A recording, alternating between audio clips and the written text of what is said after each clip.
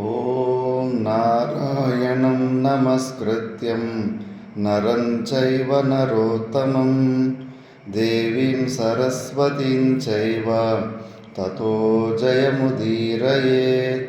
ಓಂ ಶಾಂತಿ ಶಾಂತಿ ಶಾಂತಿ.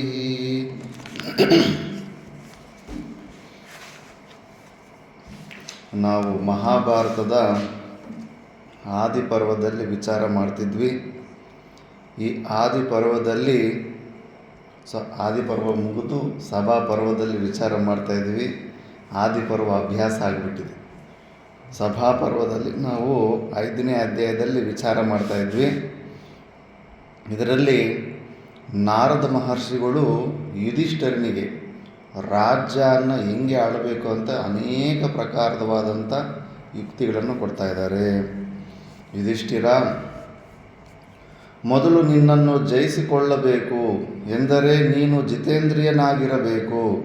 ಆಗ ಮಾತ್ರ ನೀನು ಅಜಿತೇಂದ್ರಿಯರನ್ನು ಪ್ರಮತ್ತರನ್ನು ಜಯಿಸಲು ಸಮರ್ಥನಾಗುವೆ.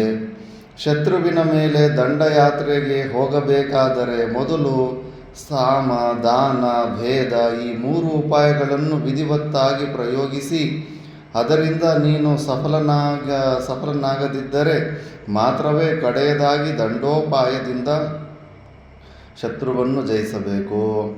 ಪಾರ್ಥ, ದಂಡಯಾತ್ರೆಗೆ ಹೊರಡುವ ಮೊದಲು ಪರಿಶೀಲಿಸಬೇಕಾದ ಮತ್ತೊಂದು ಮುಖ್ಯ ಕರ್ತವ್ಯವಿದೆ. ನಿನ್ನ ರಾಜ್ಯವು ಸುಭದ್ರತೆಯಿಂದಿರುವುದೇ ಎಂಬುದನ್ನು ಮೊದಲು ಕೂಲಂಕಷವಾಗಿ ಪರಿಶೀಲಿಸಬೇಕು. ನಿನ್ನ ರಾಜ್ಯವು ಸುಭದ್ರತೆಯಿಂದಿದ್ದರೆ ಮಾತ್ರವೇ ನೀನು ಶತ್ರು ರಾಜರನ್ನು ಗೆಲ್ಲಬಹುದು ಮತ್ತು ಗೆದ್ದ ರಾಜ್ಯವನ್ನು ಸುರಕ್ಷಿತವಾಗಿಟ್ಟುಕೊಳ್ಳಬಹುದು. ಇದರಲ್ಲೂ ಕೂಡ ಶಿವಾಜಿ ಮಹಾರಾಜ್ ಕೂಡ ಒಂದು ದೊಡ್ಡ ತಪ್ಪು ಮಾಡ್ತಾನೆ. ಫಸ್ಟು ಕೋಟೆಗಳನ್ನೆಲ್ಲ ಗೆದ್ದುಕೊಂಡು ಹೋಗ್ತಾ ಇರ್ತಾನೆ. ಗೆದ್ದಿರೋ ಕೋಟೆಗಳಲ್ಲಿ ಪ್ರೊಟೆಕ್ಷನ್ ಹಿಡ್ದಿರಾನೆ. ಬೇರೆ ಕೋಟೆಯನ್ನು ಗೆಲ್ಲೋದಕ್ಕೆ ಹೋದ್ರೆಗೇನ ಔರಂಗಜೇಬು ಈ ಕಡೆಯಿಂದ ಹಿಂದ್ಗಡೆಯಿಂದ ಅಟ್ಯಾಕ್ ಮಾಡಿಬಿಡ್ತಾನೆ. ಶಿವಾಜಿ ಮಹಾರಾಜು ಬೇರೆ ಕಡೆ ಇದ್ರೆಗೇನೆ ಈ ಕಡೆಯಿಂದ ಅಟ್ಯಾಕ್ ಮಾಡಿಬಿಡ್ತಾನೆ. ಫಸ್ಟ್ ಭದ್ರತೆಯನ್ನು ನೋಡ್ಕೋಬೇಕು. ದೊಡ್ಡ ಮೇಧಾವಿಗಳು ಕೂಡ ಒಂದು ಸತಿ ಮತ್ತು ಹಿಂಗೆ ಮಾರುವೇಷದಲ್ಲಿ ಯಾವುದೋ ಒಂದು ಮನೇಲಿ ಊಟ ಮಾಡ್ತಾಯಿದ್ರೆ ಅನ್ನ ಮತ್ತು ಸಾಂಬಾರು ಹಾಕ್ತಾಳೆ ಅದು ತಾಯಿ ಮನೆಗೆ. ಹೋಗ್ಬಿಟ್ಟಿದ್ದನು ಸಾಂಬಾರೆಲ್ಲ ಒಂದು ಕಡೆಗೆ ಈಗ ಪ್ಲೈನಾಗಿರೋ ಪ್ಲೇಟ್ ಅಂದರೆ ಈಗ ಎಳೆಯಿಂದ ಮಾಡಿರ್ಬೇಕು ಇಸ್ತರ ಹಾಕು, ಅದ್ರಲ್ಲಿ ನಿಲ್ಲೋದಿಲ್ವಲ್ಲ. ಸಾಂಬಾರಾಗಲಿ ಮಜ್ಜಿಗೆ ಆಗಲಿ ಹೊಟ್ಟೋಗ್ತಾ ಇರುತ್ತೆ. ಏನು ಮಾಡಬೇಕಾಗುತ್ತಂಥ ಸಮಯದಲ್ಲಿ ಅನ್ನದಿಂದ ಗುಣಿ ಮಾಡ್ಕೋಬೇಕು. ಅನ್ನದಲ್ಲೇ ಕಟ್ಟೆ ಥರ ಕಟ್ಕೋಬೇಕು. ಆ ಥರ ಹೊಟ್ಟೋಗ್ತಾ ಇದ್ದರೆ ಆ ಮುದುಕಿ ಬೈತಾಳೆ, ಅರೇ ನೀನ್ಯಾರು ಆ ಶಿವಾಜಿ ಮಾಡ್ದಂಗೆ ಮಾಡ್ತಿದ್ಯಲ್ಲ. ಆ ಶಿವಾಜಿ ಕೂಡ ಫಸ್ಟು ತನ್ನ ಕೋಟೆನ ರಕ್ಷಣೆ ಮಾಡಿದಿರೋ ಹೊರಗಡೆ ಎಲ್ಲ ಏನು ಯುದ್ಧಕ್ಕೆ ಮಾಡ್ಕೋಗಿ ಗೆದ್ದಿರೋ ಕೋಟೆಯನ್ನು ಕೂಡ ಕಳ್ಕೊಂಡಲ್ಲ. ಫಸ್ಟು ಭದ್ರತೆ ಮಾಡಬೇಕು. ಫಸ್ಟ್ ನೀನು ಅನ್ನದಿಂದ ಸುತ್ತಲೂ ಕಟ್ಟೆ ಥರ ಮಾಡ್ಕೊಂಡು ಮತ್ತೆ ಮಧ್ಯದಲ್ಲೇ ಸಾಂಬಾರು ಹಾಕ್ಕೊಂಡು ಹಂಗೆ ತಿನ್ನಬೇಕು. ಅಂದಾಗ ಕಣ್ಣಲ್ಲಿ ನೀರು ಹಾಕ್ಕೊತಾನೆ. ಹೌದಲ್ಲ, ಪರ್ಪಾಟ್ ಆಗಬೇಕಲ್ಲ ಅಂದ್ಬಿಟ್ಟು.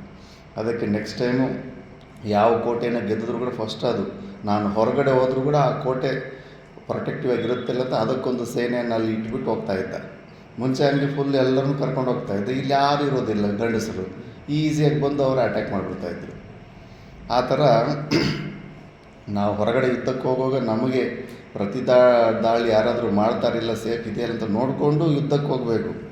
ಧರ್ಮಜ, ರಥ, ಆನೆ, ಕುದುರೆ, ಯೋಧರು, ಪದಾತಿಗಳು, ಕಾರ್ಮಿಕರು, ಚಾರರು, ದೈಹಿಕ ಶಿಕ್ಷಕರು, ಇವರುಗಳಿಗೆ ದೈಹಿಕ ಶಿಕ್ಷಕರು ಅಂದರೆ ಯಾರು ಗೊತ್ತಾ? ಯುದ್ಧದಲ್ಲಿ ಲಾಸ್ಟ್ ಲೈನಲ್ಲಿ ನಿಂತಿರ್ತಾರೆ. ಯಾರಾದರೂ ಯುದ್ಧನ ಬಿಟ್ಟು ಓಡೋಗ್ತಾ ಇರ್ತಾರಲ್ಲ ಅಂಥವನ್ನು ಸಾಯಿಸ್ಬಿಡ್ತಾ ಇರ್ತಾರೆ. ಯುದ್ಧದಿಂದ ಪಲಾಯನ ಮಾಡ್ತಾರಲ್ಲ ಅಂಥವನ್ನು ಸಾಯಿಸೋದಕ್ಕೂ ಒಂದು ಟೀಮ್ ಇರುತ್ತೆ. ಯುದ್ಧದಲ್ಲಿ ಹಿಡಿದ ಮೇಲೆ ನೀನು ಮತ್ತೆ ಓಡೋಂಗಿಲ್ಲ, ಕಂಪಲ್ಸರಿ ಮಡಿ ಇಲ್ಲ, ಗೆಲ್ಲು ಇಲ್ಲ, ಮಡಿ ಹಂಗಿರುತ್ತೆ. ಪ್ರತಿಯೊಂದು ಸೈನ್ಯದಲ್ಲಿ ಲಾಸ್ಟಲ್ಲಿ ಒಂದು, ಈಗಲೂ ಇಂಡಿಯನ್ ಆರ್ಮಿದಲ್ಲಿ ಕೂಡ ಅದೊಂದು ಲಾಸ್ಟ್ ರೋಲ್ ಒಬ್ಬರು ಇಟ್ಟಿರ್ತಾರೆ. ಯುದ್ಧನ ಬಿಟ್ಟು ತಪ್ಪಿಸ್ಕೊಂಡು ಮನೆಗಳಿಗೆ ಓಡೋಗೋ ಅಂತಂದರೆ ಅಲ್ಲಿ ಶೂಟ್ ಮಾಡಿಬಿಡ್ತಾರೆ. ಇವರುಗಳಿಗೆ ಸೈನ್ಯದ ಅಷ್ಟಾಂಗಗಳೆಂದು ಹೆಸರು. ಮೌಲ್ಯ, ಮೈತ್ರ, ಭೃತ್ಯ, ಆಟವಿಕ ಇವುಗಳು 4 ಬಲಗಳು. ಇವುಗಳ ನಾಯಕರು ಬಹಳ ಚತುರರಾಗಿರಬೇಕು. ಅವರ ಚಾತುರ್ಯದಿಂದ ಮಾತ್ರವೇ ಶತ್ರು ಪಕ್ಷದ ಪ್ರಾಬಲ್ಯವು ಕಡಿಮೆಯಾಗಲು ಸಾಧ್ಯವಾಗುವುದು. ಶತ್ರು ರಾಜ್ಯದಲ್ಲಿ ಕ್ಷಾಮ ಡಾಮರಗಳಿರುವಾಗ ಮತ್ತು ಪೈರುಗಳ ಕೊಯ್ಲಿನ ಕಾಲದಲ್ಲಿ ಉಪೇಕ್ಷೆ ಮಾಡದೆ ಯುದ್ಧ ಮಾಡಿ ಅವರನ್ನು ಧ್ವಂಸ ಮಾಡಬೇಕು. ಪರರಾಷ್ಟ್ರವನ್ನು ಗೆದ್ದ ನಂತರ ಅಲ್ಲಿ ನಿನ್ನಿಂದ ನಿಯೋಜಿತರಾದ ಅಧಿಕಾರಿಗಳು ನಿನ್ನ ರಾಜ್ಯದಲ್ಲಿರುವಂತೆಯೇ ಪ್ರಜಾರಕ್ಷಣೆ, ರಾಜಾದಾಯ ಸಂಗ್ರಹ ಇವುಗಳಲ್ಲಿ ಆಸಕ್ತರಾಗಿರುವರೇ ಎಂಬುದನ್ನು ಪರಿಶೀಲಿಸಬೇಕು. ನಿನಗೆ ಸೇರಬೇಕಾದ ಉತ್ತಮವಾದ ಭೋಜ್ಯ ವಸ್ತುಗಳು, ಉತ್ತಮವಾದ ಚಂದನ, ಅಗುರು, ಕುಂಕುಮ, ಕೇಸರಿ, ಕಸ್ತೂರಿ ಇತ್ಯಾದಿ ಅಮೋಘ ವಸ್ತುಗಳನ್ನು ನಿನಗಾಗಿ ರಕ್ಷಿಸಿಡುವರೇ ಅಥವಾ ಅಲ್ಲಿಯ ಅಧಿಕಾರಿಗಳೇ ಸ್ವಾರ್ಥಕ್ಕೆ ಉಪಯೋಗಿಸಿಕೊಳ್ಳುವರೇ ಎಂಬುದು ಪರಿಶೀಲಿಸಬೇಕು. ಮಹಾರಾಜ, ನಿನ್ನ ಬೊಕ್ಕಸ, ಉಗ್ರಾಣ, ಗೋಶಾಲೆ, ಅಶ್ವಶಾಲೆ, ಗಜಶಾಲೆ, ಆಯುಧಾಗಾರ, ದಿಡ್ಡಿ ಬಾಗಿಲು ಇವೆಲ್ಲವೂ ನಿನ್ನಲ್ಲಿ ವಿಶೇಷಾನುರಕ್ತರಾದವರಿಂದ ಮಾತ್ರವೇ ಸಂರಕ್ಷಿಸಲ್ಪಡುತ್ತಿರುವವು. ರಾಜನಾದವನಿಗೆ ಆತ್ಮರಕ್ಷಣೆ ಎಂಬುದು ಬಹುಮುಖ್ಯವಾದದ್ದು. ಸೆಕ್ಯೂರಿಟಿ, ಪರ್ಸನಲ್ ಸೆಕ್ಯೂರಿಟಿ ಏನಿರ್ತದೆ ತುಂಬ ಇಂಪಾರ್ಟೆಂಟು ರಾಜನಾದವನಿಗೆ. ಅರಮನೆಯ ಒಳಗಿರುವ ಅಡಿಗೆಯವರೇ ಮೊದಲಾದವರು ವಿಷಯದಲ್ಲಿಯೂ ಅದಕ್ಕಿಂತಲೂ ಮಿಗಿಲಾಗಿ ಪುತ್ರಾಮಾತ್ಯರ ವಿಷಯಗಳಲ್ಲಿಯೂ ಜಾಗರೂಕನಾಗಿದ್ದುಕೊಂಡು ನೋಡು. ಮಕ್ಕಳಿಂದ ಕೂಡ ಡೇಂಜರ್ ಇರುತ್ತೆ ರಾಜನಿಗೆ. ಔರಂಗಜೇಬು ಸಾಯಿಸ್ಬಿಡ್ಲಿಲ್ವ ತಂದೆಯನ್ನು, ಜೈಲಲ್ಲಿಟ್ಟು ಸಾಯಿಸಿಬಿಟ್ಟು ಪದವಿಯಲ್ಲಿ ಸೇರ್ಕೊಂಡ್ಬಿಟ್ಟ. ರಾಜನಾದವನು ಆತ್ಮರಕ್ಷಣೆಯನ್ನು ಮಾಡಿಕೊಳ್ಳಬೇಕಾಗುತ್ತದೆ. ಮೊದಲು ಆತ್ಮರಕ್ಷೆಯನ್ನು ಬಳಿಕ ಸ್ವಕೀಯರ, ಅನಂತರ ಉಳಿದವರ ರಕ್ಷಣೆಯನ್ನು ಮಾಡುತ್ತಿರುವೆಯಾ? ಪಾನ, ದ್ಯೂತ, ಸ್ತ್ರೀಸಂಗ ಇತ್ಯಾದಿ ವ್ಯಸನಗಳಿಂದ ಸಂಬಂಧಿಸಿದ ವ್ಯಯವೆಷ್ಟೆಂಬುದನ್ನು ನಿನ್ನ ಸೇವಕರು ಪ್ರಾತಃ ಕಾಲ ನಿನಗೆ ತಿಳಿಯಪಡಿಸಕೂಡದು. ಏಕೆಂದರೆ ಪ್ರಾತಃ ಕಾಲದಲ್ಲಿ ನೀನು ಮಾಡಬೇಕಾಗಿರುವ ಧರ್ಮಾಚರಣೆಯಲ್ಲಿ ಭಾಗವಹಿಸುವ ಶಿಷ್ಟರು ನಿನ್ನ ದುರ್ವ್ಯಸನಗಳನ್ನು ತಿಳಿದು ನಿನ್ನನ್ನು ಪರಿತ್ಯಜಿಸಿಬಿಡಬಹುದು. ಅಂದರೆ ಒಂದು ವೇಳೆ ರಾಜನಿಗೆ ಕೆಟ್ಟ ಅಭ್ಯಾಸ ಇದ್ದರೂ ಕೂಡ ಅದನ್ನು ಬೆಳಗ್ಗೆ ಅದರ ಚರ್ಚೆ ಎಲ್ಲ ಮಾಡೋಕ್ಕೆ ಹೋಗಬಾರ್ದು ಅಂತ, ಹೊರಗಡೆ ಬರಬಾರ್ದು. ಅದು ರಾಜನ ವೀಕ್ನೆಸ್ಗಳೆಲ್ಲ ಎಲ್ಲೂ ಚರ್ಚೆಗೆ ಯಾರಿಗೂ ಗೊತ್ತಾಗಬಾರ್ದು. ರಾಜನಿಗೆ ಯಾವ ಊಟ ಅಂದರೆ ಇಷ್ಟ, ಏನು ಮಾಡ್ತಾನೆ, ಏನೇನು ಹ್ಯಾಬಿಟ್ಸ್ ಇದೆ ಅಂತ ಅಲ್ಲೇ ಅಟ್ಯಾಕ್ ಮಾಡೋದಕ್ಕೆ ಪ್ರಯತ್ನ ಮಾಡ್ತಾರೆ. ರಾಜಾದಾಯದಲ್ಲಿ ಮಾಡುತ್ತಿರುವ ವ್ಯಯವೆಷ್ಟು? ಸಾಮಾನ್ಯವಾಗಿ 1/4 ಭಾಗವನ್ನು ವ್ಯಯ ಮಾಡಿ ಉಳಿದ ಧನವನ್ನು ಆಪದ್ಧನವನ್ನಾಗಿ ಉಳಿಸಬೇಕು. ರೋಗೋಪದ್ರವಾದಿಗಳಿಂದ ಈಗಲೂ ಸಮಸ್ಯೆ ಬರ್ತಾ ಇರುತ್ತಲ್ಲ. ನರೇಂದ್ರ ಮೋದಿ ಸೂಟು 50 ಲಕ್ಷ ಅಂತೆ ಅಂದ್ಬಿಟ್ಟು ಅದಕ್ಕೆ ಚರ್ಚೆ ಬರುತ್ತೆ. ಮತ್ತು ವಿದೇಶಗಳು ಹೋಗುವಾಗ ಆ ಸೂಟ್ ಏನದು ಸರ್ಕಾರ ಮಾಡುತ್ತೆ. ನರೇಂದ್ರ ಮೋದಿ ಹತ್ರ ಏನಿರುತ್ತೆ? ಅಷ್ಟು ವ್ಯಾಲ್ಯೂ 50 ಲಕ್ಷ ಬೆಲೆ ಬಾಳುವಂಥ ಸೂಟ್ ಹಾಕ್ಕೋಬೇಕಾ ಅಂತೆಲ್ಲ ಚರ್ಚೆಗೆ ಬರ್ತಾ ಇರುತ್ತೆ. ಮಶ್ರೂಮು ತಿಂತಾಯಿದ್ದೀನಿ. ಮಶ್ರೂಮು ಎಲ್ಲೋ ಸಿಂಗಪೂರಿಂದನೂ ಮಲೇಷ್ಯಾದಿಂದನೂ ಇಂಡೋನೇಷ್ಯಿಂದ ತರಿಸ್ತಾವನೆ. 1 kg ಬಂದ್ಬಿಟ್ಟು 900 ರೂಪಾಯಿ ಮಶ್ರೂಮು ಅಂತ ಊಟ ಮಾಡ್ತಾನೆ. ಮತ್ತು ಬೆರಳೆತ್ತು ತೋರಿಸೋವ್ರಿಗೆ ಪರ್ಸ್ನಲ್ಲಿಗೆ ಇಷ್ಟೊಂದೆಲ್ಲ ಮಾಡ್ತಾನಂತ. ಇಲ್ಲಿ ಜಗನ್ನು 500 ಕೋಟಿ ಕಟ್ಕೊಂಡು ಮನೆ ಕಟ್ಸ್ಕೊಂಡವನೇ ಸರ್ಕಾರದ ರೊಕ್ಕದಿಂದ ವಿಜಯವಾಡದಲ್ಲಂತ ಜನರು ಅನ್ನೋದಿಲ್ವ? ಅದಕ್ಕೆ ಪರ್ಸ್ನಲ್ ಖರ್ಚುಗಳು ಕೂಡ ನೋಡ್ಕೊತಾ ಇರಬೇಕು. ಅದು ಕೂಡ ಹೆಚ್ಚಾಗಬಾರ್ದು. ರೋಗೋಪದ್ರವಾದಿಗಳಿಂದ ಪ್ರಜೆಗಳು ತೊಂದರೆ ಪಡುತ್ತಿದ್ದರೆ ಆದಾಯದಲ್ಲಿ ಅರ್ಧ ಭಾಗವನ್ನು ಖರ್ಚು ಮಾಡಬಹುದು. ಕ್ಷಾಮ ಡಾಮರಾದಿಗಳು ದೇಶದಲ್ಲಿ ಉಂಟಾದಲ್ಲಿ ರಾಜಾದಾಯದಲ್ಲಿ 3/4 ಭಾಗವನ್ನು ವ್ಯಯ ಮಾಡಬಹುದು.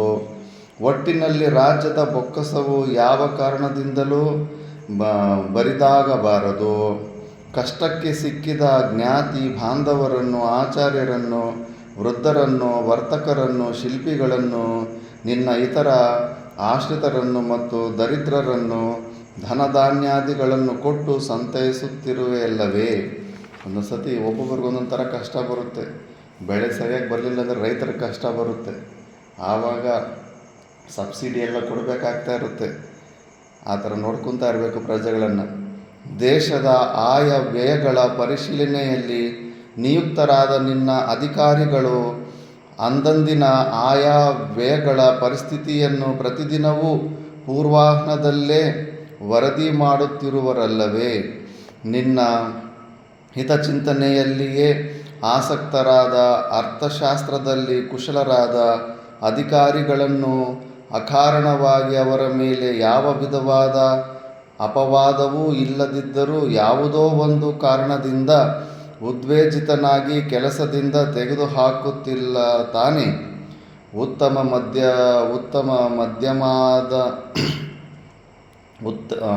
ಮಧ್ಯಮ ಅಧಮ ಶ್ರೇಣಿಗಳ ಪುರುಷರನ್ನು ವಿಂಗಡಿಸಿ ಅವರ ಯೋಗ್ಯತೆಗಳಿಗೆ ಅನುಗುಣವಾಗಿ ಅವರವರಿಗೆ ಅನುಗುಣವಾದ ಕಾರ್ಯಗಳಲ್ಲಿ ನಿಯೋಜಿಸುತ್ತಿರುವೆಯಲ್ಲವೇ? ಯುಧಿಷ್ಠಿರ, ಹಣದಾಸೆ ಇರುವವರನ್ನು, ಕಳ್ಳರನ್ನು, ವೈರಿಗಳನ್ನು, ವ್ಯವಹಾರಗಳಲ್ಲಿ ಅನುಭವವಿಲ್ಲದವರನ್ನು ಅಧಿಕಾರ ಸ್ಥಾನಗಳಲ್ಲಿ ಇಟ್ಟುಕೊಳ್ಳುತ್ತಿಲ್ಲ ತಾನೆ? ಇವು ಕೂಡ ನೋಡ್ಕೋಬೇಕು. ಅಧಿಕಾರ ಮಾತ್ರ ಹಣದ ಆಸೆ ಇರೋವನಿಗೆ, ಕಳ್ಳನಿಗೆ, ಶತ್ರುಗೆ, ಮತ್ತು ವ್ಯವಹಾರ ಜ್ಞಾನ ಇಲ್ಲದೇ ಇರೋವಂಥವ್ರ ಕೈಯಲ್ಲಿ ಅಧಿಕಾರಗಳು ಕೊಡಬಾರ್ದು. ಕೊಟ್ಟುಬಿಟ್ರೆ ಆಶ್ರಮಕ್ಕಾಗಲಿ ಸಂಸ್ಥೆ ಆಗಲಿ ಸ್ವಾಹ ಆಗಿಬಿಡುತ್ತೆ, ಅಷ್ಟೇ, ಮುಗಿದೋಗುತ್ತೆ ಅಲ್ಲಿಗೆ. ಕಳ್ಳರಿಂದಲೂ, ಲೋಭದಿಂದಲೂ, ಅಪ್ರಾಪ್ತ ವಯಸ್ಕರಾದ ರಾಜಕುಮಾರರಿಂದಲೂ ಅಪ್ರಾಪ್ತ ವಯಸ್ಕರಾದ ರಾಜಕುಮಾರರಿಂದಲೂ ಕೂಡ, ಸಣ್ಣ ಮಕ್ಕಳಾದ ರಾಜಕುಮಾರರು ಕೂಡ, ಲಜ್ಜಾಹೀನರಾದ ಸ್ತ್ರೀಯರಿಂದಲೂ ಮತ್ತು ನಿನ್ನಿಂದಲೂ ನಿನ್ನ ರಾಷ್ಟ್ರವು ಪೀಡಿಸಲ್ಪಡುತ್ತಿಲ್ಲ ತಾನೆ? ಅದು ಕೂಡ ನೋಡ್ಕೊತಾ ಇರಬೇಕು. ನಮ್ಮ ಅಧಿಕಾರ ನೋಡಿಕೊಂಡು ನಮಗೆ ಹತ್ರ ಇರೋರು ಮಿಕ್ಕಿದವ್ರ ಮೇಲೆ ರಾವಣಾಸುರನ ಥರ ಎಲ್ಲ ಅಟ್ಯಾಕ್ ಮಾಡ್ತಾ ಇರ್ತಾರೆ. ನಾವು ಮೇಯ್ನು ಮಾಲೀಕನಿಗೆ ಹತ್ರ ಇದ್ದೀವಿ, ನಾವಂದರೆ ಏನು ಅಂದ್ಬಿಟ್ಟು ನಮ್ಮ ಹೆಸರು ಹೇಳ್ಕೊಂಡು ಅವ್ರ ರೊಟ್ಟಿಗೆ ಕೆಲಸ ಮಾಡ್ಕೊತಾ ಇರ್ತಾರೆ. ಅವು ಕೂಡ ನಾವು ಹುಷಾರಾಗಿ ನೋಡ್ಕೊತಾ ಇರಬೇಕು. ಮತ್ತು ರಾಜರ ಮಕ್ಕಳು ಸುಮಾರಾಗಿ ತುಂಬ ದುರ್ವ್ಯಸನಗಳು ಜಾಸ್ತಿ ಮಾಡ್ತಾ ಇರ್ತಾರೆ. ಮಾಡಿದ್ದೆಲ್ಲ ನಡೆಯುತ್ತೆ ಅಂದ್ಬಿಟ್ಟು. ಸದ್ದಾಮ್ ಹುಸೇನ್ಗೆ ಇರಾಕ್ನಲ್ಲಿ ಅವನ ಮಗನಿಂದನೇ ಸುಮಾರು ಕೆಟ್ಟ ಹೆಸರು ಬಂದಿರುತ್ತೆ. ನೋಡಿದ ಹೆಣ್ಣು ಮಗುವನ್ನೆಲ್ಲ ಎತ್ತಾಕೊಂಡು ಹೊಟ್ಟೋಗ್ಬಿಡೋಣ, ಅಷ್ಟು ದುಷ್ಟನಾಗಿರ್ತಾನೆ. ಮತ್ತು ಕೃಷಿಯನ್ನು ದೇವಮಾತೃಕವನ್ನಾಗಿಯೇ ಬಿಡದೆ, ಮಳೆಯ ಆಧಾರದ ಮೇಲೆಯೇ ಬಿಡದೆ, ನಿನ್ನ ದೇಶದ ಪ್ರತಿಯೊಂದು ಗ್ರಾಮದಲ್ಲಿಯೂ ಕುಂಟೆಗಳನ್ನು, ದೊಡ್ಡ ದೊಡ್ಡ ಕೆರೆಗಳನ್ನು ನಿರ್ಮಿಸಿರುವೆಯಲ್ಲವೇ? ಇವೆಲ್ಲ ಮಾಡಬೇಕು ರಾಜು. ನಮ್ಮ ರೈತರಿಗೆ ಎಲ್ಲ ಕೆರೆಗಳು, ಕುಂಟೆಗಳು, ಬಾವಿಗಳೆಲ್ಲ ತೋಡ್ಕೊಡಬೇಕು. ಎಲ್ಲಿ ಮಾಡ್ತವ್ರೆ? ವ್ಯವಸಾಯಗಾರರ ಬೀಜ ಧಾನ್ಯಗಳು, ಆಹಾರ ಧಾನ್ಯಗಳು ಕ್ರಿಮಿಕೀಟಾದಿಗಳಿಂದ ನಾಶವಾಗದಂತೆ ಸಂರಕ್ಷಿಸಲ್ಪಡುತ್ತಿವೆಯೇ? ರೈತರ ಅಭ್ಯುದಯಕ್ಕಾಗಿ 100ಕ್ಕೆ 1ರಂತೆ ಮಾಸಿಕ ವೃದ್ಧಿಯನ್ನು ಪಡೆದುಕೊಂಡು ನ್ಯಾಯವಾದ ಬಡ್ಡಿಯ ದರದಲ್ಲಿ ಸಾಲವನ್ನು ಕೊಡುತ್ತಿರುವೆಯಾ? ಲೋನ್ಸ್ ಕೂಡ ನೋಡು. ಆವಾಗ ಅದಕ್ಕೆ ಮಹಾಭಾರತದಲ್ಲಿ ಇಂಥ ಟಾಪಿಕ್ ಬಗ್ಗೆ ಇಲ್ಲ ಅಂತಿಲ್ಲ. ಅಗ್ರಿಕಲ್ಚರ್ ಲೋನ್ಸ್, ಯಾವುದೇ ಒಂದು ಲೋನ್ಸ್ ಆಗಿ ಧರ್ಮ ಬಡ್ಡಿಯಿಂದ, ಕಡಿಮೆ ಬಡ್ಡಿಯಿಂದ ಲೋನ್ಸ್ ಕೂಡ ಕೊಡ್ತಾ ಇರಬೇಕು ಅವ್ರಿಗೆ. ಧರ್ಮಜ, ಕೃಷಿ, ವಾಣಿಜ್ಯ, ಪಶುಪಾಲನೆ ಮತ್ತು ಹಣಕಾಸಿನ ವಹಿವಾಟು ಸಂಸ್ಥೆ ಇವುಗಳು ರಾಜ್ಯದ ಮುಖ್ಯ ವ್ಯವಹಾರಾಂಗಗಳು. ಇವುಗಳ ಮೇಲ್ವಿಚಾರಣೆಯನ್ನು ನಂಬಿಕೆಗೆ ಅರ್ಹರಾದ ಸಜ್ಜನರು ನೋಡಿಕೊಳ್ಳುತ್ತಿರುವರೆ ಈ 4 ವ್ಯವಹಾರಗಳು ನಿರ್ಬಾಧಿತವಾಗಿ ಕ್ರಿಯಾಲೋಪವಿಲ್ಲದೆ ನಡೆದರೆ ದೇಶವು ಸುಭಿಕ್ಷವಾಗಿದ್ದು ಪ್ರಜೆಗಳು ಸುಖದಿಂದಿರುವರು. ಧರ್ಮಜ, ಪ್ರತಿಯೊಂದು ಗ್ರಾಮದಲ್ಲಿಯೂ ನಿಷ್ಠರಾದ, ನ್ಯಾಯಪರರಾದ, ಶೂರರಾದ, ಕೃತಪ್ರಜ್ಞರಾದ, ಧರ್ಮವಿಧರಾದ 5 ಮಂದಿ ಅಧಿಕಾರಿಗಳಿರಬೇಕು. ಪ್ರಶಾಸ್ತ, ಸಮಾಹರ್ತ, ಸಂವಿಧಾತ, ಲೇಖಕ, ಸಾಕ್ಷಿ ಇವರೇ ಆ 5 ಅಧಿಕಾರಿಗಳು. ಇವರ ಕಾರ್ಯಗಳು ಗ್ರಾಮ ರಕ್ಷಣೆ, ವ್ಯವಸಾಯ ಮತ್ತು ವಾಣಿಜ್ಯಗಳ ಮೇಲ್ವಿಚಾರಣೆ, ದುಷ್ಟ ಶಿಕ್ಷಣ, ಶಿಷ್ಟ ರಕ್ಷಣೆ ಇತ್ಯಾದಿಗಳು. ಇವರೈವರು ಒಗ್ಗಟ್ಟಿನಿಂದ ಕಾರ್ಯ ಮಾಡಿದರೆ ಗ್ರಾಮಗಳ ಅಭಿವೃದ್ಧಿಯಾಗಿ ಅದರಿಂದ ದೇಶದ ಅಭಿವೃದ್ಧಿಯೂ ಆಗುತ್ತದೆ. ನಿನ್ನ ದೇಶದಲ್ಲಿಯೂ ಹೀಗೆಯೇ ನಡೆಯುತ್ತಿದೆಯಾ? ನಗರಗಳ ರಕ್ಷಣೆಗೋಸ್ಕರ ಗ್ರಾಮಗಳಲ್ಲಿಯೂ ನಗರಗಳಲ್ಲಿರುವಂತೆಯೇ ಸೌಕರ್ಯಗಳನ್ನು ಏರ್ಪಡಿಸಿರುವೆಯಾ? ನಿನ್ನ ರಾಜ್ಯದಲ್ಲಿರುವ ಹಳ್ಳಿಗಳು, ಪ್ರಾಂತಗಳು, ಪುರಗಳು, ನಗರಗಳು ದಿನದಿನಕ್ಕೂ ಅಭಿವೃದ್ಧಿಯನ್ನು ಹೊಂದುತ್ತಿವೆಯಾ? ಅಭಿವೃದ್ಧಿಯನ್ನು ಹೊಂದುವುದೆಂದರೆ ಹಳ್ಳಿಗಳು ಗ್ರಾಮಗಳಾಗಿಯೂ, ಗ್ರಾಮಗಳು ಪುರಗಳಾಗಿಯೂ, ಪುರಗಳು ನಗರಗಳಾಗಿಯೂ ಅಭಿವೃದ್ಧಿ ಹೊಂದುತ್ತಿರುವೆ ಮತ್ತು ದೇಶದ ಗಡಿಯ ಪ್ರದೇಶ, ನಗರ, ಪುರ, ಗ್ರಾಮ ಮತ್ತು ಹಳ್ಳಿಗಳ ಅಧಿಕಾರಿಗಳು ನಿನ್ನ ಅಧೀನರಾಗಿಯೇ ಇರುವರಲ್ಲವೇ? ನಿನ್ನ ದೇಶದಲ್ಲಿ ಸೈನ್ಯ ಸಮೇತರಾದ ಅಧಿಕಾರಿಗಳು ಸಮವಾದ ಮತ್ತು ವಿಷಮವಾದ ಅಂದರೆ ಹಳ್ಳ ತಿಟ್ಟುಗಳಿಂದ ಕೂಡಿದ ಪ್ರದೇಶಗಳಲ್ಲಿಯೂ ನಗರಗಳಲ್ಲಿಯೂ ಜನರಿಗೆ ತೊಂದರೆ ಕೊಡುವ ಕಳ್ಳರನ್ನು, ದರೋಡೆಕಾರರನ್ನು ಅಡಗಿಸುತ್ತಾ ಸಂಚರಿಸುತ್ತಿರುತ್ತಾರೆಯೇ? ಇದು ನೋಡ್ಕೊತಾ ಇರಬೇಕು. ಕೆಲವೊಂದು ದೊಡ್ಡ ದೊಡ್ಡ ಬೆಟ್ಟ ಗುಡ್ಡಗಳಲ್ಲಿ ಇರೋ ರೋಡ್ಗಳಲ್ಲಿ ಡಾಕುಗಳು, ಕಳ್ಳರು ಸಿಕ್ಕಾಪಟ್ಟೆ ಹೆಚ್ಚಿರ್ತಾರೆ. ಅಂಥ ಜಾಗದಲ್ಲಿ ಪೊಲೀಸ್ ಸ್ಟೇಷನನ್ನು ಇಟ್ಬಿಟ್ಟು ಅಲ್ಲೆಲ್ಲ ರಕ್ಷಣೆ ಮಾಡ್ತಾ ಇರಬೇಕು. ಸ್ತ್ರೀಯರನ್ನು ಸಂತೈಸಬೇಕು, ಅವರ ರಕ್ಷಣೆಯನ್ನು ಮಾಡಬೇಕು, ಅವರಿಗೆ ಯಾವ ವಿಧವಾದ ಉಪದ್ರವಗಳು ಇಲ್ಲದಂತೆಯೇ ನೋಡಿಕೊಳ್ಳಬೇಕು. ಆದರೆ ಅವರಲ್ಲಿ ಹೆಚ್ಚು ನಂಬಿಕೆಯನ್ನಿಡಕೂಡದು ಮತ್ತು ಅವರೊಂದಿಗೆ ರಹಸ್ಯ ವಿಷಯಗಳನ್ನು ಹೇಳಬಾರದು. ಹೀಗೆ ನಡೆದುಕೊಳ್ಳುತ್ತಿರುವೆಯಾ? ಯಾಕಂದರೆ ಯುಧಿಷ್ಠಿರನ ಶಾಪನೇ ಬರುತ್ತಲ್ಲ, ಸೀಕ್ರೆಟು ಹೆಣ್ಣು ಮಕ್ಕಳಲ್ಲಿ ನಿಲ್ಲೋದಿಲ್ಲ, ಅದು ಸ್ಪ್ರೆಡ್ ಆಗಿಬಿಡುತ್ತೆ. ಮತ್ತು ಪಾರ್ಥ ಮುಂದೆ ಬರುವ ಅಪಾಯವನ್ನು ತಿಳಿದವನಾಗಿ ಅದರ ವಿಷಯವಾಗಿ ಪರ್ಯಾಲೋಚಿಸಿ ಬಳಿಕ ಅದರ ನಿವಾರಣೆಯ ಕಾರ್ಯವನ್ನು ಪೂರೈಸದೆ ಸುಖಲೋಲುಪನಾಗಿ ಅಂತಃಪುರದಲ್ಲಿ ಕಾಲ ಕಳೆಯುತ್ತಿಲ್ಲವಷ್ಟೇ. ರಾತ್ರಿಯ ದ್ವಿತೀಯ ತೃತೀಯ ಯಾಮಗಳಲ್ಲಿ ನಿದ್ರಿಸಿ ಚತುರ್ಥ ಯಾಮದಲ್ಲಿ ಜಾಗೃತನಾಗಿ ಧರ್ಮಾರ್ಥ ವಿಷಯವನ್ನು ಚಿಂತಿಸುತ್ತಿರುವೆಯಾ? ರಾತ್ರಿಯ ದ್ವಿತೀಯ ಯಾಮ ಅಂದರೆ 10 ಗಂಟೆಗೆ ಮಲ್ಕೋಬೇಕು. 10ರಿಂದ 1 ಗಂಟೆಗೆ ಒಂದು ದ್ವಿತೀಯಾಮ. ತೃತೀಯಾಮ ಅಂದರೆ 1 ಗಂಟೆಯಿಂದ 2 10ರಿಂದ 11, 12, 1 3 ತಾಸು. ಮತ್ತು 2, 3, 4 ದ್ವಿತೀಯ ಯಾಮ. ಈ ದ್ವಿತೀಯ ಅಂದರೆ 6 ತಾಸು 6 ಅವರ್ಸ್ ಮಲ್ಕೋಬೇಕಷ್ಟೆ. 6 ಅವರ್ಸ್ ಮಲ್ಕೊಂಡ ಮೇಲೆ ಮತ್ತೆ ಎದ್ದೇಳಬೇಕು ಅಂದ್ಬಿಟ್ಟು. ಪಾಂಡವ ಬ್ರಾಹ್ಮ ಮುಹೂರ್ತದಲ್ಲೆದ್ದು ಸ್ನಾನ ಸಂಧ್ಯಾದಿಗಳನ್ನು ಮುಗಿಸಿ ಶುಚೀಭೂತನಾಗಿ ಉತ್ತಮ ವಸ್ತ್ರಾಭರಣಗಳನ್ನು ಧರಿಸಿ ಕಾಳಜ್ಞರಾದ ಮಂತ್ರಿಗಳೊಡನೆ ನಿತ್ಯವೂ ಪೂಜೆಗಳನ್ನು ಸಂಧಿಸುತ್ತಿರುವೆಯಾ? ಅರಿಂದಮನೆ ಕೆಂಪಾದ ಉಡುಗೆಗಳನ್ನು ಧರಿಸಿರುವ ಖಡ್ಗಪಾಣಿಗಳಾದ ಅಲಂಕೃತರಾದ ಅಂಗರಕ್ಷಕರು ಸುತ್ತಲೂ ಇದ್ದು ಸರ್ವಕಾಲಗಳಲ್ಲಿಯೂ ನಿನ್ನನ್ನು ರಕ್ಷಿಸುತ್ತಿರುವರೇ?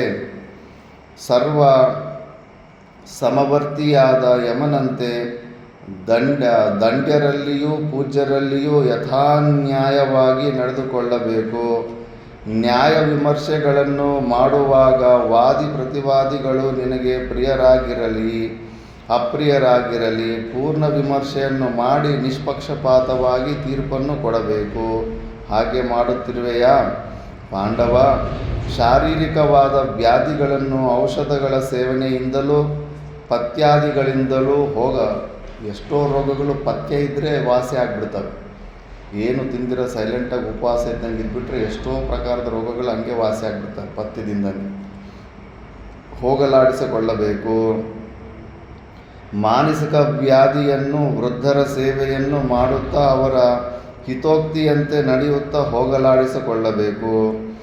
ನಿನ್ನ ಶರೀರ ರಕ್ಷಣೆಗಾಗಿಯೇ ಪ್ರತ್ಯೇಕವಾಗಿ ವೈದ್ಯರನ್ನು ಇಟ್ಟುಕೊಳ್ಳಬೇಕು. ಅವರು ಅಷ್ಟಾಂಗ ಚಿಕಿತ್ಸೆಯಲ್ಲಿಯೂ ಪರಿಣತರಾಗಿರಬೇಕು. ನಿಧಾನ, ಪೂರ್ವಲಿಂಗ, ರೂಪ, ಅಪಶಯ, ಸಂಪ್ರಾಪ್ತಿ, ಔಷಧ, ರೋಗ, ಪರಿಚಾರಕ ಇವುಗಳು ಅಷ್ಟಾಂಗಗಳು. ನಾಡಿ, ಮಲ, ಮೂತ್ರ, ಜಿಹ್ವ, ನೇತ್ರ, ರೂಪ, ಶಬ್ದ, ಸ್ಪರ್ಶ ಇವು ಅಷ್ಟಾಂಗಗಳು. ವೈದ್ಯನಾದವನಿಗೆ ಇವುಗಳಲ್ಲಿ ಪೂರ್ಣವಾದ ಪರಿಶ್ರಮವಿರಬೇಕು. ರಾಜ್ಯ ವೈದ್ಯನು ನಿನ್ನ ಶರೀರದ ಹಿತವನ್ನೇ ಸದಾ ಬಯಸುವವನಾಗಿಯೂ ಇರಬೇಕು. ಲೋಭದಿಂದಾಗಲಿ ಮೋಹದಿಂದಾಗಲಿ ಅಹಂಕಾರದಿಂದಾಗಲಿ ಕೂಡಿದವನಾಗಿ ನಿನ್ನ ಬಳಿಗೆ ಬರುವ ಅರ್ಥಿ ಪ್ರತ್ಯರ್ಥಿಗಳನ್ನು ವಾದಿ ಪ್ರತಿವಾದಿಗಳನ್ನು ನೋಡಿ ಅವರ ದೂರಿನ ಕಾರಣವೇನೆಂಬುದನ್ನು ಪರಿಶೀಲಿಸದೆ ಮತ್ತು ನ್ಯಾಯ ವಿಮರ್ಶೆಯನ್ನು ಮಾಡದೆ ಕಳುಹಿಸುತ್ತಿಲ್ಲ ತಾನೆ. ಲೋಭಮೋಹಗಳಿಂದಾಗಲಿ ವಿಶ್ವಾಸದಿಂದಾಗಲಿ ಪ್ರೀತಿಯಿಂದಾಗಲಿ ನಿನ್ನನ್ನು ಆಶ್ರಯ ಪಡೆದಿರುವವರ ಜೀವನ ವೃತ್ತಿಯನ್ನು ಯಾವ ಕಾರಣದಿಂದಲೂ ಪ್ರತಿಬಂಧಿಸುತ್ತಿಲ್ಲ ತಾನೆ.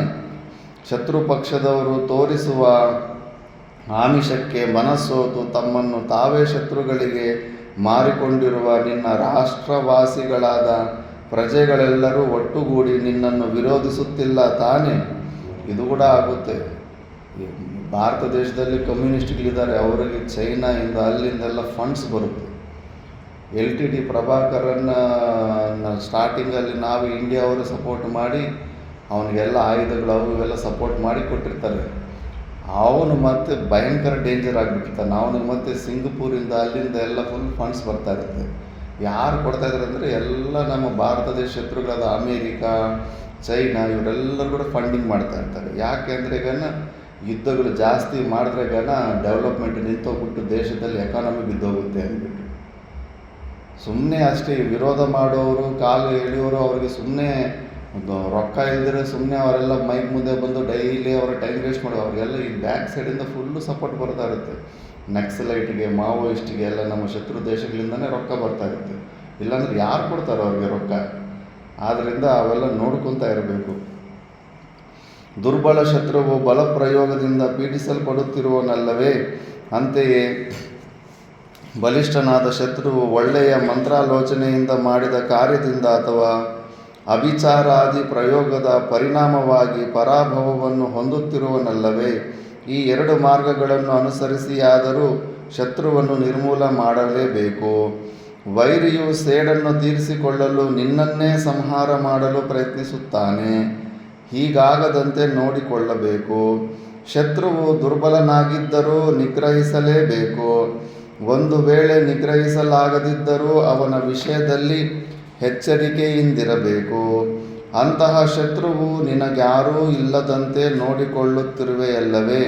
ಯುಧಿಷ್ಠಿರ, ಧರ್ಮಜ, ನಿನ್ನ ಅಧೀನಕ್ಕೆ ಒಳಗಾಗಿರುವ ಆಶ್ರಿತ ರಾಜರು ನಿನ್ನಲ್ಲಿ ಅನುರಕ್ತರಾಗಿರುವರೆ. ನಿನ್ನಿಂದ ಸಮ್ಮಾನಿತರಾದ ಆಶ್ರಿತ ರಾಜರು ನಿನಗಾಗಿ ಪ್ರಾಣಾರ್ಪಣೆ ಮಾಡಲು ಸಿದ್ಧರಿರುವರೆ. ನೀನು ಬ್ರಾಹ್ಮಣರನ್ನು ಅವರ ತಪಸ್ಸು ವಿದ್ಯೆ ಇವುಗಳಿಗೆ ಅನುಗುಣವಾಗಿ ಪುರಸ್ಕರಿಸುವುದರಿಂದ ನಿಶ್ಚಯವಾಗಿಯೂ ನಿನಗೆ ಶ್ರೇಯಸ್ಸುಂಟಾಗುತ್ತದೆ. ಬ್ರಾಹ್ಮಣರಿಗೆ ನೀನು ದಾನ ದಕ್ಷಿಣೆಗಳನ್ನು ಕೊಟ್ಟು ಅವರನ್ನು ಸಂತೃಪ್ತಿಪಡಿಸುತ್ತಿರುವೆಯಲ್ಲವೇ. ಅವರನ್ನು ಸಂತೃಪ್ತಿಪಡಿಸುವುದು ಸ್ವರ್ಗ ಮೋಕ್ಷಗಳ ಫಲವನ್ನೀಯುತ್ತದೆ. 3 ವೇದಗಳೇ ಆಧಾರಭೂತವಾಗಿರುವ ನಿನ್ನ ಪಿತೃಪಿತಾಮಹ ಪ್ರಪಿತಾಮಹರಿಂದಲೂ ಆಚರಿಸಲ್ಪಡುತ್ತಿದ್ದ ಧರ್ಮಾಚರಣೆಯಲ್ಲಿ ನಂಬಿಕೆಯನ್ನಿಟ್ಟು ವೇದ ಪ್ರತಿಪಾದ್ಯವಾದ ಕರ್ಮ ಮಾರ್ಗದಲ್ಲಿಯೇ ಪ್ರಯತ್ನಪೂರ್ವಕವಾಗಿ ನಡೆಯುತ್ತಿರುವೆಯೇ. ಸದ್ಗುಣೋಪೇತರಾದ ಬ್ರಾಹ್ಮಣರು ನಿನ್ನ ಮನೆಯಲ್ಲಿ ಸುಮಧುರವಾದ ಗುಣಯುಕ್ತವಾದ ಭೋಜನವನ್ನು ಮಾಡುತ್ತಿರುವರೆ. ಅಂದರೆ ಸದ್ಬ್ರಾಹ್ಮಣರಿಗೆ ಅವರಿಗಿರುವ ಅನ್ನ ಆಗ್ತಾಯಿದೆ ಇಲ್ಲ ಅಂತ. ನಿನ್ನಿಂದ ಯಥೋಚಿತವಾಗಿ ದಕ್ಷಿಣೆಯನ್ನು ಪಡೆಯುತ್ತಿರುವರೆ. ಪಾಂಡವ, ಧರ್ಮೈಕ ಚಿತ್ತನಾಗಿ ವಾಜಪೇಯ ಪುಂಡರೀಕಾದಿ ಯಜ್ಞಗಳನ್ನು ಯಾವ ವಿಧವಾದ ಲೋಪದೋಷಗಳಿಗೂ ಅವಕಾಶವಿಲ್ಲದಂತೆ ಪರಿಪೂರ್ಣವಾಗಿ ಮಾಡಲು ಪ್ರಯತ್ನಿಸುತ್ತಿರುವೆಯಲ್ಲವೇ. ಜ್ಞಾತಿಗಳನ್ನು ಅಂದರೆ ಬಂಧುಗಳನ್ನು ಜ್ಞಾತಿ ಅಂತಾರೆ. ಬಂಧುಗಳನ್ನು, ಆಚಾರ್ಯರನ್ನು, ವೃದ್ಧರನ್ನು, ದೇವತೆಗಳನ್ನು, ತಪಸ್ವಿಗಳನ್ನು, ಮಂಗಳಕರವಾದ ಅಶ್ವತ್ಥಾದಿ ವೃಕ್ಷಗಳನ್ನು, ರಾಗಿ ಗಿಡನೂ ಕೂಡ, ಬ್ರಾಹ್ಮಣರನ್ನು ನಮಸ್ಕರಿಸುತ್ತಿರುವೆಯಲ್ಲವೇ. ಅದಕ್ಕೆ ಅತಿಥಿ ದೇವೋ ಭವೋ ಅನ್ನೋದು. ಅತಿಥಿ ದೇವೋ, ಆಚಾರ್ಯ ದೇವೋ, ವೃದ್ಧರಿಗೆ ಎಲ್ಲರಿಗೂ ನಮಸ್ಕಾರ ಮಾಡ್ತಾ ಇರಬೇಕು. ದೇವತೆಗಳಿಗೆ, ತಪಸ್ವಿಗಳಿಗೆ, ಅಶ್ವತ್ಥ ವೃಕ್ಷವನ್ನು ಕೂಡ ನೋಡಿದ್ರೂ ಕೂಡ ನಮಸ್ಕಾರ ಮಾಡ್ಕೊತಾ ಇರಬೇಕು. ನಿಷ್ಪಾಪನೆ, ನಿಷ್ಕಾರಣವಾಗಿ ಯಾರಿಗೇ ಆಗಲಿ ನೀನು ದುಃಖವನ್ನಾಗಲಿ ಕೋಪವನ್ನಾಗಲಿ ಉಂಟು ಮಾಡುತ್ತಿಲ್ಲ ತಾನೆ. ಸ್ವಸ್ತಿ ವಾಚನ ಮಾಡುವ ಪುರೋಹಿತರು ಪೂರ್ಣ ಕುಂಭಾದಿ ಮಂಗಳ ದ್ರವ್ಯ ಸಹಿತರಾಗಿ ನಿನ್ನ ಬಳಿಯಲ್ಲಿರುತ್ತಾರಲ್ಲವೇ. ಇದರಿಂದ ನಿನಗೆ ಶ್ರೇಯಪ್ರೇಯಗಳುಂಟಾಗುವುವು. ಪಾಪರಹಿತನೇ, ನಾನು ಮೇಲೆ ಹೇಳಿರುವ ರೀತಿಯಲ್ಲಿಯೇ ನಿನ್ನ ಬುದ್ಧಿವೃತ್ತಿಗಳು ಇರುತ್ತಿವೆಯಲ್ಲವೇ. ಹೀಗೆ ರಾಜ್ಯಾಡಳಿತವನ್ನು ನಡೆಸಿದರೆ ಆಯುಷ್ಯವು ಹೆಚ್ಚುವುದು, ಯಶಸ್ಸು ದಿಗಂತದವರೆಗೂ ವ್ಯಾಪಿಸುವುದು, ಧರ್ಮಾರ್ಥ ಕಾಮಗಳು ಸಾಧಿತವಾಗುವುವು, ಪ್ರಪಂಚವನ್ನೇ ಗೆದ್ದು ಸುಖ ಸಂತೋಷಗಳಿಂದಿರಬಹುದು, ಈತಿ ಬಾಧೆಗಳೂ ಇರುವುದಿಲ್ಲ. ಯುಧಿಷ್ಠಿರನು ಏಕಚಿತ್ತನಾಗಿ ನಾರದರ ಉಪದೇಶವನ್ನು ಕೇಳುತ್ತಿದ್ದನು. ನಾರದರು ಮುಂದುವರೆದು ಹೇಳ್ತಾರೆ, ಪಾರ್ಥ, ನಿನ್ನ ರಾಜ್ಯದಲ್ಲಿ ಪರಿಶುದ್ಧಾತ್ಮರಾದ ಮಾನವಂತರಾದ ಆರ್ಯರ ಮೇಲೆ ಕಳ್ಳತನದ ಆಪಾದನೆಯನ್ನು ಹೊರಿಸಿ ನಿಷ್ಕಳಂಕರಾದ ಅವರನ್ನು ನಿನ್ನ ಮೂರ್ಖ ಮಂತ್ರಿಗಳು ಲೋಭದಿಂದಲೋ ಮಂದಬುದ್ಧಿಯಿಂದಲೋ ಹಿಂಸಿಸದಂತೆ ನೋಡಿಕೊಳ್ಳುತ್ತಿರುವೆಯಲ್ಲವೇ. ಒಂದೊಂದು ಸತಿ ಒಳ್ಳೆಯವ್ರ ಮೇಲೆ ಕೂಡ ಕಳ್ಳತನ ಆಪಾದನೆ ಬರ್ತಾ ಇರುತ್ತೆ. ಸುಮ್ಮನೆ ಕೇಳಿದ ತಕ್ಷಣ ನಿರ್ಣಯಕ್ಕೆ ಹೋಗಲೇಬಾರ್ದು. ಎಷ್ಟು ಚೆನ್ನಾಗಿ ಫ್ರೇಮ್ ಮಾಡ್ತಾರೆ ಅಂದರೆ, ಕ್ರಿಮಿನಲ್ ಮೈಂಡ್ ಇರುತ್ತೆ ಕೆಲವರಿಗೆ. ಅವರು ಹೇಳೋದನ್ನು ಪ್ರಪಂಚ ಎಲ್ಲರೂ ನಂಬೋ ಥರನೇ ಹೇಳ್ತಾರೆ ಅವರು. ಇಲ್ಲೇ ಒಬ್ಬ ನಮ್ಮ ಶಿಷ್ಯ ಇದ್ದ, ಎಷ್ಟು ಬುದ್ಧಿಯನ್ನು ಉಪಯೋಗಿಸ್ದ, ಅಧಿಕಾರವನ್ನು ಹೊಂದಬೇಕು ಅಂದ್ಬಿಟ್ಟಿದ್ದು ಅಷ್ಟು ನಂಬುವಂಥ ವಿಷಯಗಳೇ.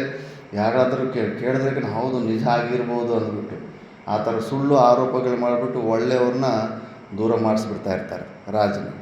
ಇನ್ನು ಅಷ್ಟೇ, ರಾಜನಿಗೆ ಒಳ್ಳೆಯವ್ರು ದೂರ ಆಗಿಬಿಟ್ರಂದ್ರೆಗ ಅಲ್ಲೇ ಬಲಹೀನ ಆಗ್ಬಿಡ್ತಾರೆ. ಎಲ್ಲ ಮೂರು ಸುತ್ತಮುತ್ತ ಇದ್ರೆಗನ ಅವನು ಮತ್ತೆ ಅವ್ರು ಮಾಡೋ ಕೆಟ್ಟ ಕೆಲಸಗಳಿಂದ ರಾಜನಿಗೂ ಕೆಟ್ಟ ಹೆಸರು ಬರ್ತಾ ಇರುತ್ತೆ. ಎಷ್ಟೋ ಆಶ್ರಮಗಳಲ್ಲಿ ಕೂಡ ಅಷ್ಟೇ ಒಳ್ಳೆಯವ್ರನ್ನ ಹಂಗೆ ಯಾವುದೋ ಒಂದು ದೋಷ ಹೇಳಿಬಿಟ್ಟು ಚಾಟಿಗಳು ಹೇಳಿಬಿಟ್ಟು ಓಡಿಸೋ ಪ್ರಯತ್ನದಲ್ಲಿ ಮಾಡ್ತಾ ಇರ್ತಾರೆ. ಹುಷಾರಾಗಿರಬೇಕು. ಕೇಳಿದ ಅದಕ್ಕೆ ನಮ್ಮ ಗುರುಗಳು ಅದನ್ನೇ ಹೇಳ್ತಾರೆ, ಕಾನ್ ಕಾ ಕಚ್ಚಾ ನಹಿ ರಹಿನ, ಕಾನ್ ಕಾ ಪಕ್ಕಾ ರಹಿನ. ಅಂದರೆ ಕಿವಿ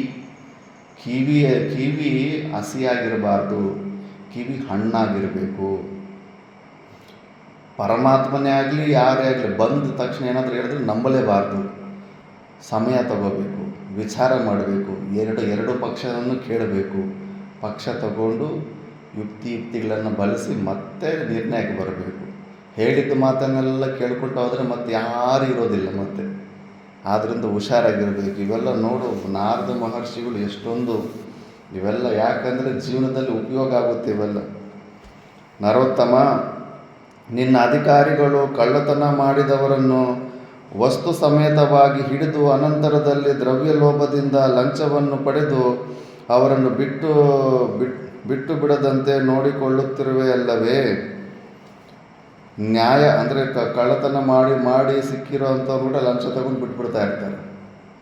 ನ್ಯಾಯಾಲಯಕ್ಕೆ ಐಶ್ವರ್ಯವಂತರು ಬಡವರು ವಾದಿ ಪ್ರತಿವಾದಿಗಳಾಗಿ ಬಂದಾಗ ನಿನ್ನಿಂದ ನಿಯೋಜಿತರಾದ ನ್ಯಾಯಾಧೀಶರು ಹಣದಾಸೆಗೆ ಒಳಗಾಗದೆ ನಿಷ್ಪಕ್ಷಪಾತವಾಗಿ ನ್ಯಾಯವಾದ ತೀರ್ಪನ್ನು ಕೊಡುತ್ತಿರುವರಲ್ಲವೇ.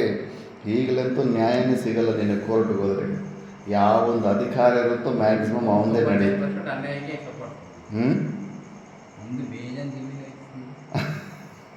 ಅನುಭವ ಇದೆ. ನಮ್ಮ ನಾರಾಯಣ ಚೈತನ್ಯನಿಗೆ ಸ್ವಂತ ಜಮೀನು ಕಳ್ಕೊಂಡು ಅನುಭವ ಇದೆ. ಎಲ್ಲ ಕಲಿಯುಗದಲ್ಲಿ ವಿಪರೀತವಾಗಿ ಮೋಸ ಇರ್ತಾರೆಲ್ಲ.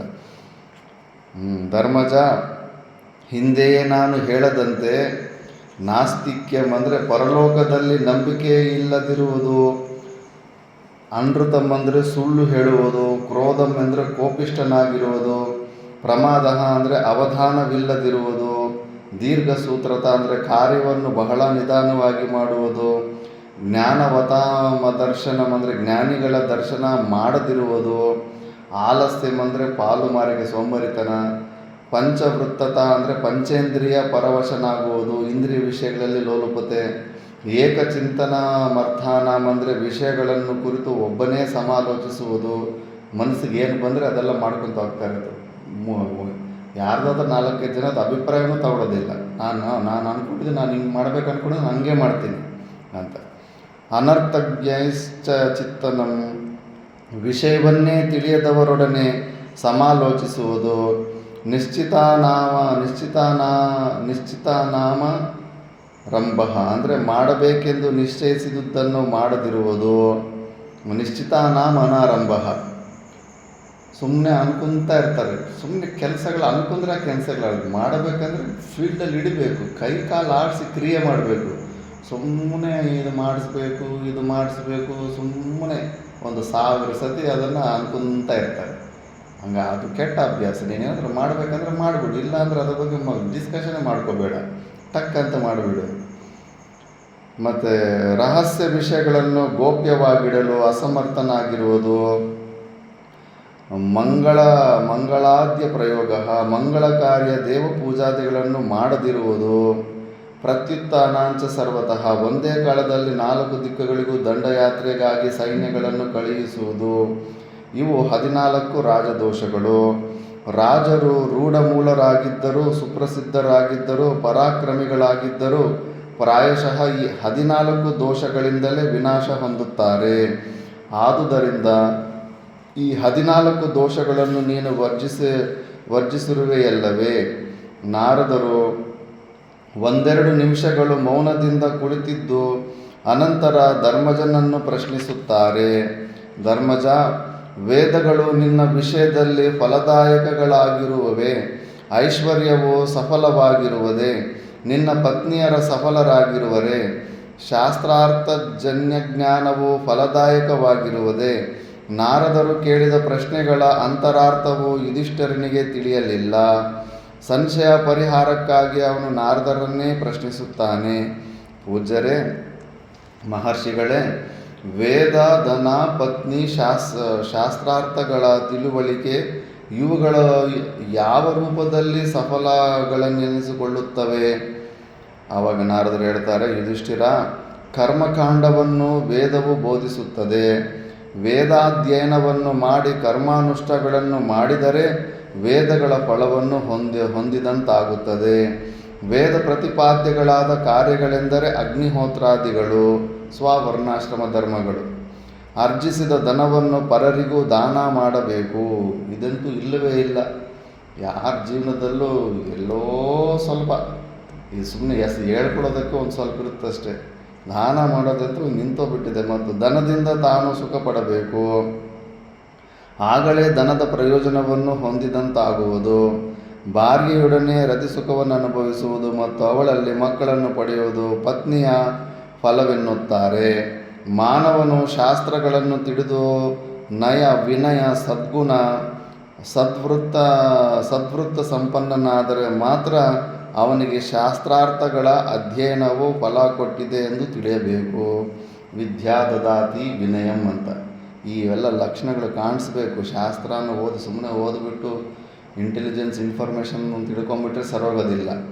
ನಯ, ವಿನಯ, ಸದ್ಗುಣಗಳು ಇವೆಲ್ಲ ಅವನಲ್ಲಿ ಕಾಣಿಸ್ಕೊತಾ ಇರಬೇಕು. ಅವು ಇದ್ರೇ ಈ ಶಾಸ್ತ್ರಗಳ ಅಧ್ಯಯನವು ಫಲ ಕೊಟ್ಟಿದೆ ಅಂತ ತಿಳಿಯಬಹುದು. ಹೀಗೆಂದು ಹೇಳಿ ನಾರದರು ಪುನಃ ಧರ್ಮರಾಜನನ್ನು ರಾಜ್ಯಭಾರದ ವಿಷಯವಾಗಿ ಪ್ರಶ್ನಿಸತೊಡಗಿದರು. ಧರ್ಮರಾಜ, ನಿನ್ನ ದೇಶಕ್ಕೆ ದೇಶಾಂತರಗಳಿಂದ ಲಾಭವನ್ನು ಗಳಿಸಲು ಬರುವ ವರ್ತಕರಿಂದ ತೆರಿಗೆಯ ಅಧಿಕಾರಿಗಳು ಯಥೋಚಿತವಾದ ತೆರಿಗೆಯನ್ನು ತೆಗೆದುಕೊಳ್ಳುತ್ತಿರುವರೇ? ನಿನ್ನ ದೇಶದಲ್ಲಿರುವ ವರ್ತಕರು ನಿನ್ನಿಂದ ಸಮ್ಮಾನಿತರಾಗಿ ಅಧಿಕಾರಿಗಳಿಂದಲೂ ಮತ್ತು ಕೊಳ್ಳುವವರಿಂದಲೂ ವಂಚಿತರಾಗದೆ ಪರದೇಶದ ವಸ್ತುಗಳನ್ನು ತಂದು ನಿನ್ನ ದೇಶದಲ್ಲಿ ವಿಕ್ರಯ ಮಾಡುತ್ತಿರುವರೇ? ಇಂಪೋರ್ಟು ಎಕ್ಸ್ಪೋರ್ಟ್ ಬಗ್ಗೆ ಕೂಡ ಮಹಾಭಾರತ ಮಾತಾಡಿದೆ. ಹೆಚ್ಚು ಇಂಪೋರ್ಟ್ ಮಾಡ್ಕೋಬಾರ್ದು, ಎಕ್ಸ್ಪೋರ್ಟ್ ಮಾಡ್ಕೋಬೇಕು.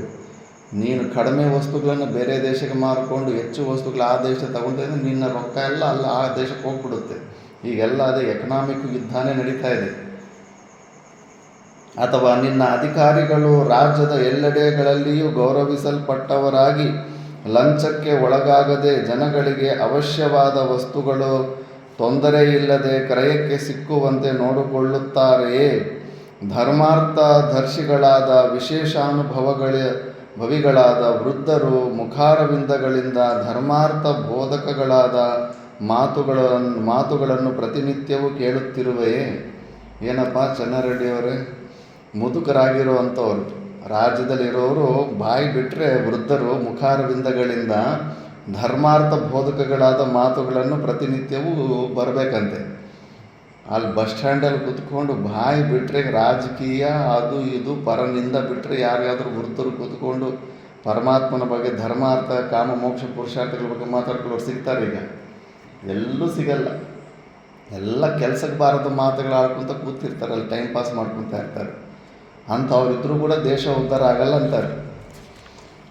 ಮುಂಚೆ ಸಾಯಂಕಾಲ ಆದರೆ ಈ ಥರ ಸೇಮ್ ಇದೆ. ರಾಮಾಯಣ ಮಹಾಭಾರತ ಪುಸ್ತಕಗಳನ್ನು ಕೂತ್ಕೊಂಡು ಒಬ್ಬರು ಓದ್ತಾ ಇದ್ದರೆ ಮಿಕ್ಕಿದವರೆಲ್ಲ ಕೇಳ್ತಾ ಇದ್ರಂತೆ. ಸೇಮ್ ಇದೇ ಸ್ಟೈಲಲ್ಲೇ ರಾಮಾಯಣ ಮಹಾಭಾರತಗಳನ್ನೆಲ್ಲ ಇದ್ದರು. ಇವಾಗ ಅಭ್ಯಾಸನೇ ಇಲ್ಲ, ಸುಮ್ಮನೆ ಕೂತ್ಕೊಂಡು ಟೈಮ್ ಪಾಸ್ ಮಾಡಿಕೊಂಡು ಆಳು ಮೂಳು ಎಲ್ಲ ಚರ್ಚೆ ಮಾಡ್ಕೊಂಡ್ಬಿಡ್ತಾರೆ. ಅಮೇರಿಕ, ಇರಾನಲ್ಲಿ ಅಲ್ಲೆಲ್ಲೆಲ್ಲ ಏನಾಗ್ತಾಯಿದೆ ಎಲ್ಲ ವಿಷಯ ಗೊತ್ತಿರುತ್ತೆ.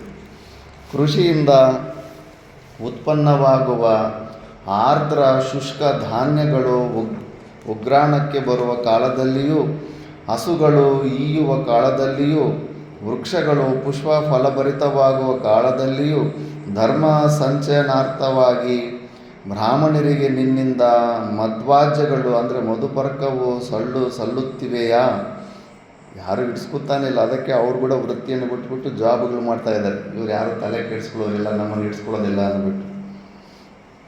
ಧರ್ಮಜ, ನಿನ್ನ ದೇಶದಲ್ಲಿರುವ ಶಿಲ್ಪಿಗಳಿಗೆ 4 ತಿಂಗಳಿಗೆ ಸಾಕಾಗುವಷ್ಟಾದರೂ ವೇತನವನ್ನು ಮುಂಗಡವಾಗಿ ಕೊಡುತ್ತಿರುವೆಯಾ? ಅವರಿಗೆ ಬೇಕಾಗುವ ಉಪಕರಣಗಳನ್ನು ಒದಗಿಸಿರುವೆಯಾ? ಬೇರೆಯವರು ಮಾಡಿದ ಮಹಾಕಾರ್ಯಗಳನ್ನು ತಿಳಿದುಕೊಳ್ಳುತ್ತಿರುವೆಯಾ? ಅವರು ಮಾಡಿದ ಮಹಾಕಾರ್ಯಗಳನ್ನು ಸತ್ಪುರುಷರ ಮುಂದೆ ಶ್ಲಾಘಿಸುತ್ತಿರುವೆಯಾ? ಅವರಿಗೆ ಯಥೋಚಿತವಾದ ಬಹುಮಾನಗಳನ್ನು ಕೊಟ್ಟು ಪ್ರೋತ್ಸಾಹಿಸುತ್ತಿರುವೆಯಾ? ವಿಭುವೆ, ಮಹರ್ಷಿ ಪ್ರಣೀತಗಳಾದ ಗಜಲಕ್ಷಣ, ಅಶ್ವಲಕ್ಷಣ, ರಥಲಕ್ಷಣ ಮುಂತಾದ ಲಕ್ಷಣಶಾಸ್ತ್ರಗಳನ್ನು ತಿಳಿದಿರುವೆಯಾ? ಧನುರ್ವೇದ, ಯಂತ್ರಸೂತ್ರ ಮತ್ತು ನಾಗರಿಕ ನೀತಿ ಸೂತ್ರಗಳನ್ನು ಅಭ್ಯಾಸ ಮಾಡಿರುವೆಯಾ? ನಿನ್ನ ಮನೆಯಲ್ಲಿ ಈ ವಿದ್ಯೆಗಳ ಅಭ್ಯಾಸಕ್ಕೆ ಸೌಕರ್ಯವನ್ನು ಕಲ್ಪಿಸಿರುವೆಯಾ? ಸುಮ್ಮನೆ ರಾಜ ಆಗ್ಬಿಡೋದಲ್ಲ, ಇವೆಲ್ಲ ತಿಳ್ಕೊಂಡಿರಬೇಕು. ಎಲ್ಲ ಅಂದರೆ ಎಕನಾಮಿಕ್ಸು, ಮ್ಯಾಥಮೆಟಿಕ್ಸು, ಇಂಜಿನಿಯರಿಂಗ್ ಬಗ್ಗೆ, ಮೆಡಿಕಲ್ ಫೀಲ್ಡ್ ಬಗ್ಗೆ ಎಲ್ಲವೂ ನಾಲೆಡ್ಜ್ ಇರಬೇಕು ರಾಜನಿಗೆ. ಅದಕ್ಕೆ ಮೋದಿ CM ಆದಾಗ ಯಾವುದೋ ಫ್ಲೈಟಲ್ಲಿ ಬೇರೆ ದೇಶಕ್ಕೆ ಹೋಗಿದ್ದಂತೆ. ಅಲ್ಲಿಂದ ರಿಟರ್ನ್ ಬರುವಾಗ ಜೊತೆಯಲ್ಲಿ ಕರ್ನಾಟಕದ ಒಬ್ಬ ಡಾಕ್ಟ್ರ್ ಪಕ್ಕದಲ್ಲಿ ಸೀಟ್ ಆತಂದಿತ್ತಂತೆ. ನೀವು ಯಾರು ಅಂದರೆ ಈ ಥರ ಸೀನಿಯರ್ ಡಾಕ್ಟ್ರು, ಸರ್ಜನ್ ಅಂದರೆ ಆ ಡಾಕ್ಟ್ರ್ ಪಕ್ಕದಲ್ಲಿ ಕೂತ್ಕೊಂಡು ಆ ಫ್ಲೈಟಲ್ಲಿ ಏನು 1-2 ತಾಸು 3 ತಾಸು ಜರ್ನಿ ಇರುತ್ತೋ ಎಲ್ಲ ಮೆಡಿಕಲ್ ಫೀಲ್ಡ್ ಬಗ್ಗೆ ಎಲ್ಲ ಏನೇನು ಡೀಟೇಲ್ಸ್ ಎಲ್ಲ ಬೇಕೋ ಎಲ್ಲ ತಿಳ್ಕೊಂಡು ನೋಟ್ ಪೆನ್ನು ಬುಕ್ ತಗೊಂಡು ಸ್ಟೂಡೆಂಟ್ ಥರ ಎಲ್ಲ ನೀಟಾಗಿ ಬರ್ಕೊತಾ ಇದ್ದಂತೆ. ಮೆಡಿಕಲ್ ಫೀಲ್ಡಲ್ಲಿ ಏನು ಮಾಡಿದ್ರೆ ಹೆಂಗೆ ಇಂಪ್ರೂವ್ ಆಗುತ್ತೆ ಹಂಗೆ ಹಿಂಗೆ ಅಂದ್ಬಿಟ್ಟು. ಅದಕ್ಕೆ ಆ ಡಾಕ್ಟ್ರ್ ಬಂದುಬಿಟ್ಟು ತುಂಬ ಖುಷಿ ಆದಪ್ಪ, ಇಷ್ಟು ದಿವಸಕ್ಕೆ ಭಾರತ ದೇಶಕ್ಕೆ ಒಬ್ಬ ಒಳ್ಳೆ ರಾಜ ಸಿಕ್ಕಿದ್ದಾನೆ, ಎಲ್ಲ ಫೀಲ್ಡ್ ಬಗ್ಗೆನೂ ಅರಿವಿಟ್ಕೋಬೇಕು ಅನ್ನೋ ಒಂದು ಬುದ್ಧಿ ಇದೆ ಅಲ್ಲ. ಸಾಮಾನ್ಯ ಎಲ್ಲ ಹೆದರ್ಕೊಂಡು ಮೋದಿನೇ ಒಂದು ಸತಿ ಸ್ಪೀಚ್ ಕೊಟ್ಟಿದ್ದ. ಹೆದರಿಕೆ ಆಯ್ತಂತೆ ಪ್ರಧಾನಮಂತ್ರಿ ಪೋಸ್ಟು ಗೆದ್ದ ಮೇಲೆ ಒಂಥರ ನನ್ನ ಕೈಲಿ ಆಗುತ್ತಾ, ಸಂಭಾಳಿಸೋದಕ್ಕಾಗುತ್ತಾ ಇಲ್ಲ ಅಂತ ಕಣ್ಣೀರು ಬಂತಂತೆ. ಮತ್ತು ಅವ್ರು ಪ್ರಣಬ್ ಮುಖರ್ಜಿ ಅಂತ ಬಂಗಾಲದ ಒಬ್ಬ ಆತ ಇದ್ದ. ಆತ ನೀನು ನಿನಗೆ ಹೆದರಬೇಡಪ್ಪ, ನಾವೆಲ್ಲ ಇದೀವಿ ಅಂತ. ಆತ ಕಾಂಗ್ರೆಸ್ಸಲ್ಲಿದ್ದರೂ ಕೂಡ ಮೋದಿಗೆ ಫುಲ್ ಸಪೋರ್ಟ್ ಮಾಡ್ತಿದ್ದ. ಆತ ಫುಲ್ ಎಲ್ಲ ಹಿಂಗೆ ಸ್ವಲ್ಪ ಕಾಲ ಮುಂದೆ ಹೋದಂಗೆ ಎಲ್ಲ ಫೀಲ್ಡ್ ಬಗ್ಗೆನೂ ಚೆನ್ನಾಗಿ ಅರ್ಥ ಆಗುತ್ತೆ ಬಿಡು ಅಂತ ಆಗುತ್ತೆ. ಯಾರಿಗೂ ಏನು ಕ್ಲಾರಿಟಿ ಇಲ್ದ್ರೇ ಇಷ್ಟು ದೊಡ್ಡ ಜವಾಬ್ದಾರಿ ಅಂದರೆ ನಡುಗುಂಟಾಗುತ್ತೆ. ನಾನಾ ವಿಧವಾದ ಅಸ್ತ್ರ ಪ್ರಯೋಗಗಳು, ಬ್ರಹ್ಮದಂಡ ಪ್ರಯೋಗದ ವಿಧಾನಗಳು ನಿನಗೆ ತಿಳಿದಿವೆಯಾ? ಶತ್ರು ವಿನಾಶಕರಾದ ವಿಷಪ್ರಯೋಗ ವಿಧಾನಗಳು ತಿಳಿದಿರುವೆಯಾ? ಶತ್ರುಗಳು ಎಷ್ಟು ಪ್ರಕಾರದಲ್ಲಿ ಊಟದಲ್ಲಿ ವಿಷ ಹಾಕ್ತಾ ಇರ್ತಾರೆ, ಶೇಕ್ ಹ್ಯಾಂಡ್ ಕೊಡೋಕ್ಕೆ ಬಂದು ಶೇಕ್ ಹ್ಯಾಂಡಲ್ಲಿ ಕೂಡ ವಿಷ ಕಲಿಸ್ತಾ ಇರ್ತಾರೆ. ಎಷ್ಟು ವಿಧಗಳಿದೆ ಗೊತ್ತಾ? ಎಲ್ಲ ವಿಷಯದಲ್ಲೂ ತುಂಬ ಹುಷಾರಾಗಿರಬೇಕು. ಮತ್ತು ವಿದೇಶಕ್ಕೆ ಹೋದಾಗ ನಿನ್ನದಂಥ ಪರ್ಸ್ನಲ್ ಒಬ್ಬ ಅಡುಗೆ ಮಾಡೋನು ಇರಲೇಬೇಕು. ಬೇರೆಯವರಿಂದ ಪ್ರತಿಯೊಂದರಲ್ಲೂ ಯಾವ ಸೊಲ್ಯೂಷನ್ ಹಾಕಿದ್ರೆ ಅದ್ರಲ್ಲಿ ವಿಷಯ ಇದೆ ಅಲ್ಲ ಅಂತ ಗೊತ್ತಾಗುತ್ತೆ. ಅವೆಲ್ಲ ಸೆಟ್ ಇಟ್ಕೊಂಡು ಹೋಗಿರಬೇಕು. ಹೆಜ್ಜೆಗೂ ಕಾಯ್ತಾ ಇರ್ತಾರೆ ಹೆಂಗೆ ಸಾಯಿಸಬೇಕು ಅಂದ್ಬಿಟ್ಟು. ನೀನು ಹೋಗೋ ಏರೋಪ್ಲೇನ್ಗೆ ಗಾಡಿ ರಿಪೇರಿ ಮಾಡೋನಿಗೆ ಚೆನ್ನಾಗಿ ಗೊತ್ತಿರುತ್ತೆ ಏನು ಮಾಡಿದ್ರೆ ಈ ಕಾರ್ ಆಕ್ಸಿಡೆಂಟ್ ಆಗುತ್ತೆ ಅಂತ. ಕರೆಕ್ಟಾಗಿ ಆ ನಟ್ಟು ಬೋಲ್ಟು ಫುಲ್ಲು ಲೂಸ್ ಮಾಡಿಬಿಟ್ಟು ಮಿಕ್ಕಿದ್ದೆಲ್ಲ ರೆಡಿ ಮಾಡ್ದಂಗೆ ಮಾಡಿರ್ತಾನೆ. ಆ ಒಂದು ನಟ್ಟು ಬೋಲ್ಟ್ ಸ್ವಲ್ಪ ದೂರ ಹೋದ್ಮೇಲೆ ತಾನಾಗ್ದಂಗೆ ಲೂಸ್ ಆಗಿ ಬಿದ್ದ ಮೇಲೆ ಸ್ಕಿಡ್ ಆಗಿಬಿಟ್ಟು ಆಕ್ಸಿಡೆಂಟ್ ಆಗುತ್ತೆ. ಮತ್ತು ನೋಡಿದ್ರೆ ಆಕ್ಸಿಡೆಂಟಲ್ಲಿ ಸತ್ತ ಅಂತ. ಏರೋಪ್ಲೇನ್ ಕ್ಲ್ಯಾಶ್ಗಳು ಕೂಡ ಅಷ್ಟೇ, ಸುಮ್ಮನೆ ಅಷ್ಟು ಈಸಿಯಾಗಿ ಹೆಂಗೆ ಸತ್ತೋಗ್ಬಿಡ್ತಾರೆ. ಒಂದು ಐಟಮ್ ಅದು ಸರ್ವಿಸ್ಗೆ ಹೋದಾಗ ಅವನು ರಾಜ ಮಿನಿಸ್ಟರ್ ಯಾವ ಏರೋಪ್ಲೇನ್ ಯೂಸ್ ಮಾಡ್ತಾ ಇದ್ದಾನೆ, ಯಾವತ್ತಾದರೂ ಒಂದು ಸತಿ ಅದು ಸರ್ವಿಸಿಗೆ ಬಂದೇ ಬರುತ್ತೆ. ಸರ್ವಿಸಿಗೆ ಬಂದಾಗ ಅದರಲ್ಲಿ ಏನು ಮಾಡಬೇಕು ಅಷ್ಟು ಮಾಡಿ ರೆಡಿ ಮಾಡಿಟ್ಟಿರ್ತಾರೆ. ಪ್ರಯಾಣ ಮಾಡ್ತಾ ಇದ್ದಾಗ ಯಾವತ್ತೋ ಒಂದು ದಿವಸ ಬಿದ್ದು ಸಾಯ್ತಾನೆ ಅದರಿಂದ ಅಂತ. ಎಷ್ಟೋ ವಿಧಾನದಲ್ಲಿ ಪ್ರಯತ್ನ ಮಾಡ್ತಾ ಇರ್ತಾರೆ ಸಾಯಬೇಕಂತ. ಅವೆಲ್ಲ ತಿಳ್ಕೊಂಡಿರಬೇಕು ಎಷ್ಟು ಪ್ರಕಾರದಲ್ಲಿ ಇವೆಲ್ಲ ಮಾಡ್ತಾರೆ ಅಂತ. ಶತ್ರು ವಿನಾಶಕ್ಕಾಗಿ ಇವೆಲ್ಲವನ್ನು ತಿಳಿದಿರಬೇಕು. ಇದು ಔಡಲ್ ಅಂದರೆ ಇದು ಹರಳೆ ಎಣ್ಣೆದು ಕಾಯಿ ಇರುತ್ತಲ್ಲ, ಬೀಜ, ಔಡಾಲ್, ಆಮ್ದಲು, ಅದರದ್ದು ಮೇಲ್ಗಡೆ ಒಟ್ಟು ತೆಗೆದು ಒಳಗಡೆ ವೈಟ್ ಕಲರ್ ಇರುತ್ತೆ. ಅದು ಎರಡು ಹೋದರೆ ಒಟ್ಟೊಳಗಡೆ ಸತ್ತೋಗ್ಬಿಡ್ತಾನೆ. ಪರಮ ವಿಷ ಅದು, ಮಹಾವಿಷಮದಿ. ఆందం గింజలు ఉంటాయి కదా, తెల్లగా ఉంటుంది కదా, రెండు లోపల పోయిన నీ శరీరంలోకి చంపేస్తాను నేను. అంత విషయం ఉంటుంది. తెలిసిన నీకు ఈ విషయము? మరి అది తెల్ల ಹರಳೆ ಎಣ್ಣೆ ತುಂಬ ಒಳ್ಳೆಯದು.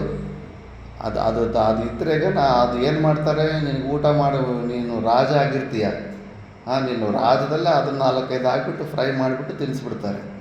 ನೀನೇ ತುಂಬ ಚೆನ್ನಾಗಿದೆ ಇದು, ಸೂರ್ಯಕಾಂತಿ ಬೀಜ ಒಳಗಡೆ ಇರೋದು ಕೂಡ ಆಗ್ದಂಗಿದೆ ಅಂತ ನೀನು ಅನ್ಕೊಂತೀಯ.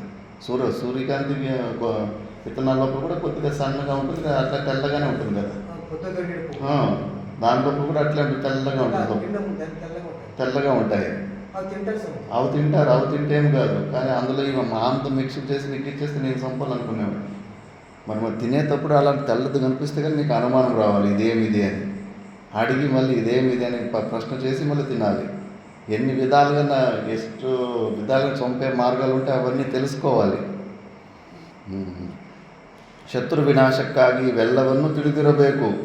ಪಾರ್ಥ, ದೇಶವನ್ನು ಸಂರಕ್ಷಿಸಲು ಅಗ್ನಿಶಾಮಕ ಯಂತ್ರಗಳನ್ನು ಸಿದ್ಧಪಡಿಸಬೇಕು. ಫೈರ್ ಡಿಪಾರ್ಟ್ಮೆಂಟು ಏನು ಮಹಾಭಾರತದಲ್ಲೆಲ್ಲ ವಿದೇಶಿಗಳೆಲ್ಲ ನಾವೇನೋ కండిట్టిదంత ఏనిది అగ్నిశామక యంత్రಗಳು, ఫైర్ ఇంజిన్లు ఉన్నా లేదా మన దగ్గర? ಮಹಾಭಾರತದಲ್ಲೂ ಇಲ್ಲಾಂಟಿ ಇಂಥದ್ದೊಂದು ವಿಷಯದ ಬಗ್ಗೆ ಮಾತಾಡಿಲ್ಲ ಅನ್ನೋದಿಲ್ಲ. ಅದು ವೈರಸ್ ಬಾಂಬ್ ಬಗ್ಗೆ ಬಂತಾ ಇಲ್ಲ. ಶತ್ರು ದೇಶಗಳ ಮೇಲೆ ಈ ಥರ ರೋಗಗಳು ಬರೋಂಥ ವೈರಸ್ ಬಾಂಬ್ ಹಾಕಬೇಕಂತ, ಅಗ್ನಿಶಾಮಕ ಫೈರ್ ಇಂಜಿನ್ಗಳು ಫೈರ್ ಸ್ಟೇಷನಲ್ಲಿ ಇಡಬೇಕಂತ. ಸರ್ಪದಂಶನದಿಂದ ಉಂಟಾಗುವ ಮೃತ್ಯುವನ್ನು ನಿವಾರಿಸಲು ಮಂತ್ರೌಷಧಗಳು ಸಿದ್ಧತೆ ಇರಬೇಕು. ಹಾವಿಂದ ಕಚ್ಚಿದ ತಕ್ಷಣ ಅನೇಕ ರೀತಿಯ, ಮೊನ್ನೆ ಒಂದು ವಿಡಿಯೋ ನಾನು ಗ್ರೂಪಲ್ಲಿ ಕೂಡ ಹಾಕಿದ್ದೆ. ಬಿಹಾರಲ್ಲೋ ಉತ್ತರ ಪ್ರದೇಶಲ್ಲಿ ಒಳ್ಳೆ ತುಂಬ ವಿಷ ಇರುವಂಥ ಹಾವು ಅವನನ್ನು ಕಚ್ಚಿ ಹಾವು ಸತ್ತೋಗ್ಬಿಟ್ಟಿದೆ. ಮತ್ತು ಅದು ಅಲ್ಲೇ ಸತ್ತೋದ್ಮೇಲೆ ತಂದೆ ತಾಯಿ ಹೇಳ್ತಾನೆ, ಅಯ್ಯೋ ಹಾವು ಕಚ್ಚಿದೆ ನನಗೆ ಅಂತ. ಆ ಹಾವನ್ನು ಕೂಡ ತೊಗೊಂಡೋಗ್ಬೇಕಾಗುತ್ತೆ. ಯಾವ ಹಾವು ಕಚ್ಚಿದೆ ಅಂತ ಡಾಕ್ಟ್ರ್ ಕೊಟ್ಟಾದರೆ ಕರೆಕ್ಟಾಗಿ ಅದರದ್ದೇ ವಿಷಯದಿಂದ ಒಂದು ಆ್ಯಂಟಿಡೋಟ್ ಮಾಡಿರ್ತಾರೆ, ಅದನ್ನು ಇಂಜೆಕ್ಷನ್ ಕೊಟ್ಟು ಬದುಕಿಸ್ತಾರೆ. ಅದು ತೊಗೊಂಡೋದ್ರೆ ಅವನು ಚೆನ್ನಾಗಿ ಪುಷ್ಟಿಯಾಗಿದ್ದಾನಂತೆ. ಹಾವೇ ಸತ್ತೋಗಿರುತ್ತೆ. ಹಾವೇ ಸತ್ತೋಗ್ಬಿಟ್ಟು ಅಯ್ಯೋ ಇದು ತುಂಬ ಡೇಂಜರ್ ಹಾವು ಕಣ್ಣು, ಈ ಹಾವು ಸತ್ತರೆ ಬೇಗ ತಲೆಗೆ ವಿಷ ಹೋಗ್ಬಿಟ್ಟು ಸತ್ತಾಗ್ತಾರೆ ಅಂಥದ್ದು ಹಾವೇ ಸತ್ತೋಗಿದೆಯಲ್ಲ, ನೀನು ಹಾವಿಗಿಂತ ಹೆಚ್ಚು ಪವರ್ಫುಲ್ ಆಗಿದೆಯಲ್ಲ. ಏನೇನು ತಿಂತಿದ್ದೆ ಸಣ್ಣ ವಯಸ್ಸಿನಿಂದ, ಏನೇನು ಮಾಡ್ತಿದ್ದೆ ಅಂದರೆ ಬೇವಿನ ಕಟ್ಟಿ ಮತ್ತು ವಂಗ ಚೆಟ್ಟು, ಕಾಣದ ಚೆಟ್ಟು, ಈ 2 ಕಡ್ಡಿಗಳಿಂದ ಡೈಲಿ ಅವ್ರ ಮನೆ ಸುತ್ತಮುತ್ತಲು ಅವೇ ಇತ್ತಂತ. ಅವನು ಈ ಬ್ರಷು ಪೇಸ್ಟಿಂದ ಹಲ್ಲುಜ್ತಾ ಇರಲಿವಂತೆ. ಯಾವಾಗ ಎಲ್ಲಿ ಸಿಕ್ಕಿದ್ರೆ ಅಲ್ಲಿ ಬೇವಿನ ಕಡ್ಡಿ ತೆಗೋದು, ಅದನ್ನು ಅಗಿಯೋದು, ಉಜ್ಕೊಂತ ಇರೋದಂತೆ ಹಳ್ಳುಗಳು. ಅದರಿಂದ ಸ್ವಲ್ಪ ಅದು ಕಹಿ ಇರುತ್ತಲ್ಲ, ಆ ಕಹಿ ಸ್ವಲ್ಪ ಶರೀರದ ಒಳಗಡೆ ಹೋಗ್ತಾ ಇರುತ್ತೆ. ಆ ಬೇವಿನ ಎಲೆ ಅಷ್ಟು ಪವರ್ಫುಲ್. ಈಗ ಯುಗಾದಿ ಬಂದರೆ ಕರ್ನಾಟಕದಲ್ಲ ಬೇವು ಬೆಲ್ಲ ತಿಂತಾರೆ. అది విషం కదా. ఇప్పుడు చాణక్య మహారాజు ರೋಸು ಚಂದ್ರಗುಪ್ತ ಮೌರ್ಯನಿಗೆ ಡೈಲಿ ಸ್ವಲ್ಪ ಸ್ವಲ್ಪ ವಿಷ ಕುಚ್ತಾ ಇರ್ತಾರೆ ಶರೀರಕ್ಕೆ. ಸ್ವಲ್ಪ ವಿಷ ತಗೊತಾ ಇದ್ರಾಗ ಮತ್ತೆ ಯಾರಾದರೂ ನಮ್ಗೆ ವಿಷ ಪ್ರಯೋಗ ಮಾಡಿದ್ರು ಕೂಡ ಅದು ದೊಡ್ಡ ಪ್ರಭಾವ ಬೀರೋದಿಲ್ಲ. ಆ ಥರ ಅವನ ಶರೀರದಲ್ಲೇ ಅದು ಈ వంగే గిడ అంటారు, కాని చెట్టు వంగే గిడ అంటారు. దాని రసము లోపల పోయి వాడి శరీరంలోనే అది విషము లాంటిది తయారైపోయింది. ఇప్పుడు ఈ చిన్న విషం పోతే ఇప్పుడు వాడిని ఎవరిని పొడిస్తే వాడి శరీరంలోనే విషం ఉంది. ఆ విషము పాములోకి పోయి పాము చచ్చిపోయింది. మరి రోజు కొద్దిగా అది లోపల రసం తీసుకున్నాడు. ఇంకా పాములు కూడా ಭಯಪಡೇಟట్టుగా అయింది, తయారైంది. ನಿನ್ನ ಮತ್ತೊಂದು ಮುಖ್ಯ ಕರ್ತವ್ಯವಿದೆ. ಕುರುಡರನ್ನು, ಮೂಗರನ್ನು, ಹೇಳವರನ್ನು, ಅಂಗವಿಕಲರನ್ನು, ಅನಾಥರನ್ನು, ಸನ್ಯಾಸಿಗಳನ್ನು, ತಂದೆಯು ಮಕ್ಕಳನ್ನು ಕಾಪಾಡುವಂತೆ ಧರ್ಮಜ್ಞನಾದ ನೀನು ಕಾಪಾಡಬೇಕು. ಇದು ಕರ್ತವ್ಯ. ರಾಜನಾದವರಿಗೆ ಡಿಪಾರ್ಟ್ಮೆಂಟು, ಸರ್ಕಾರಕ್ಕೆ ಸನ್ಯಾಸಿಗಳನ್ನು ಕೂಡ, ಅಂಗವಿಕಲಾಂಗರು ಸನ್ಯಾಸರನ್ನು ಕೂಡ ಕಾಪಾಡ್ಕೋಬೇಕು. ಸನ್ಯಾಸರನ್ನು ನೀವು ಕಾಪಾಡ್ಕೊಳ್ಳಿಲ್ಲ ಅಂದ್ರೆ ನಿಮ್ಗೆ ಮತ್ತೆ ಈ ಧರ್ಮದ ಶಾಸ್ತ್ರಗಳು ಇವೆಲ್ಲ ಏನು ಹೇಳೋರಿರೋದಿಲ್ಲ, ಮತ್ತು ಲುಪ್ತ ಆಗ್ಬಿಡುತ್ತೆ ಈ ಪರಂಪರೆ. ಮಹಾರಾಜ, ಅನರ್ಥಕಾರಿಗಳಾದ 6 ದೋಷಗಳನ್ನು ಪರಿತ್ಯಜಿಸುವೆಯಲ್ಲವೇ? ಅತಿ ನಿದ್ರೆ, ಸೋಮಾರಿತನ, ಭಯ, ಕೋಪ, ಕಠೋರತೆ, ಕಾರ್ಯಗಳನ್ನು ಬಹಳ ನಿಧಾನವಾಗಿ ಮಾಡುವುದು, ಈ 6 ಮಹಾದೋಷಗಳು. ಇವುಗಳನ್ನು ರಾಜನಾದವನು ಖಂಡಿತವಾಗಿಯೂ ಪರಿತ್ಯಜಿಸಬೇಕು. ಜನ್ಮೇಜಯ, ಮಹಾತ್ಮನಾದ ಕುರುಕುಲ ಶ್ರೇಷ್ಠನಾದ ಯುಧಿಷ್ಠಿರನು ಬ್ರಾಹ್ಮಣ ಶ್ರೇಷ್ಠರಾದ ನಾರದರು ಹೇಳಿದ ಮಾತುಗಳನ್ನು ಕೇಳಿ ಅತಿ ಸಂತುಷ್ಟನಾಗಿ ಸಿಂಹಾಸನದಿಂದಿಳಿದು ಮಹರ್ಷಿಗಳಾದ ನಾರದರ ದಿವ್ಯ ಪಾದಗಳಿಗೆ ಅಭಿವಾದನಾ ಪೂರ್ವಕವಾಗಿ ಪ್ರಣಾಮ ಮಾಡಿ ನಾರದರಿಗೆ ಹೇಳಿದನು. ಮಹರ್ಷಿಗಳೇ, ತಾವು ಹೇಳಿದಂತೆಯೇ ಮಾಡುತ್ತೇನೆ. ತಮ್ಮ ಸಮೀಚೀನವಾದ ಪ್ರವಚನದಿಂದಾಗಿ ನನ್ನ ಜ್ಞಾನವು ಮತ್ತಷ್ಟು ವೃದ್ಧಿ ಹೊಂದಿತು. ಜನ್ಮೇಜಯ, ಯುಧಿಷ್ಠಿರನು ನಾರದರೊಡನೆ ಹೀಗೆ ಹೇಳಿದುದೆಲ್ಲ ಅವರು ಹೇಳಿದ ರೀತಿಯಲ್ಲಿಯೇ ರಾಜ್ಯಭಾರವನ್ನು ಮಾಡುತ್ತಿದ್ದು ಸಮುದ್ರಾಂತವಾದ ಪೃಥ್ವಿಗೆ ಅಧಿಪತಿಯಾದನು. ಅನಂತರ ನಾರದರು ತಾವು ಹೇಳಿದ್ದ ಪ್ರವಚನದ ಫಲಶ್ರುತಿಯನ್ನು ಹೇಳುತ್ತಾರೆ. ಯಾವ ರಾಜನು ಬ್ರಹ್ಮ, ಕ್ಷತ್ರ, ವೈಶ್ಯ, ಶೂದ್ರ ರೂಪವಾದ ಚಾತುರ್ವರ್ಣ್ಯಗಳ ರಕ್ಷಣೆಯಲ್ಲಿ ನಿರತನಾಗಿರುತ್ತಾ ಹಿಂದೆ ಹೇಳಿದ ನೀತಿಯನ್ನನುಸರಿಸಿ ರಾಜ್ಯವನ್ನಾಳುವನೋ ಅವನು ಇಹದಲ್ಲಿ ಸೌಖ್ಯವನ್ನು, ಪರದಲ್ಲಿ ಇಂದ್ರನೊಡನೆ ಸಾಲೋಕ್ಯವನ್ನು, ಎಂದರೆ ಇಂದ್ರಲೋಕವನ್ನು ಪಡೆಯುವನೆಂಬುದರಲ್ಲಿ ಯಾವ ಸಂಶಯವೂ ಇಲ್ಲ ಅಂತ ಫಲಶ್ರುತಿ ಕೂಡ ಹೇಳಿದ್ದಾರೆ. ಇವಾಗ ಜನಮೇಜಯ, ನಾರದರು ಮಾಡಿದ ಉಪದೇಶದಿಂದ ಪರಮ ಸಂತುಷ್ಟನಾದ ಧರ್ಮಜನು ಮಹರ್ಷಿಗಳನ್ನು ಯಥಾಯೋಗ್ಯವಾಗಿ ಸಂಪೂಜಿಸಿ ಅವರ ಅನುಜ್ಞೆಯನ್ನು ಪಡೆದು ಉತ್ತರ ಕೊಟ್ಟನು. ಮಹರ್ಷಿಗಳೇ, ತಾವು ಈಗ ಹೇಳಿದ ಧರ್ಮಾರ್ಥ ಕಾಮ ಮೋಕ್ಷ ಸಾಧಕಗಳಾದ ರಾಜನೀತಿಗಳು ನ್ಯಾಯೋಪೇತವೂ ಅನುಸರಣೀಯವೂ ಆಗಿವೆ. ನನ್ನ ವಿಷಯದಲ್ಲಿ ಹೇಳುವುದಾದರೆ ತಾವು ಹೇಳಿದ ನೀತಿಗಳನ್ನೆಲ್ಲವನ್ನೂ ಸಾಧ್ಯವಾದ ಮಟ್ಟಿಗೂ ಅನುಸರಿಸುತ್ತಿದ್ದೇನೆ. ಯಾಕಂದರೆ ಧರ್ಮರಾಜ, ಆಲ್ಮೋಸ್ಟ್ ಅವನಲ್ಲಿ ಇತ್ತು ಈ ಕ್ವಾಲಿಟೀಸ್. ನಿಶ್ಚಯವಾಗಿಯೂ ನಮ್ಮ ಹಿರಿಯರು ಅನುಸರಿಸುತ್ತಿದ್ದ ಮಾರ್ಗವು ಫಲದಾಯಕವಾಗಿಯೂ ಯುಕ್ತಾಯುಕ್ತ ವಿವೇಚನೆಯಿಂದ ಕೂಡಿದುದಾಗಿಯೂ ಮತ್ತು ನಿರ್ದಿಷ್ಟವಾದ ಧ್ಯೇಯ ಸಾಧಕವಾಗಿಯೂ ಇದ್ದಿತೆಂಬುದರಲ್ಲಿ ಯಾವ ಸಂಶಯವೂ ಇಲ್ಲ. ಅದೇ ಮಾರ್ಗವನ್ನೇ ಅನುಸರಿಸಿ ನಾವು ನಡೆಯಬೇಕೆಂಬ ಪೂರ್ಣವಾದ ಆಶಯವೂ ನಮಗಿದೆ. ಆದರೆ ಜಿತೇಂದ್ರಿಯರಾದ ಆ ಮಹಾನುಭಾವರಂತೆಯೇ ನಡೆಯಲು ನಾವು ಸಮರ್ಥರಲ್ಲ. ಸಂಭಾಷಣೆಗಳಾದ ನಂತರ ನಾರದರು ಶಾಂತಚಿತ್ತರಾಗಿ ಆಸನದಲ್ಲಿ ಉಪವಿಷ್ಟರಾಗಿದ್ದರು. ಅನುಜರ ಮಧ್ಯದಲ್ಲಿದ್ದ ಯುಧಿಷ್ಠಿರನು ಮುಂದೇನು ಮಾತನಾಡಬೇಕೆಂದು ಕ್ಷಣಕಾಲ ಯೋಚಿಸಿದನು.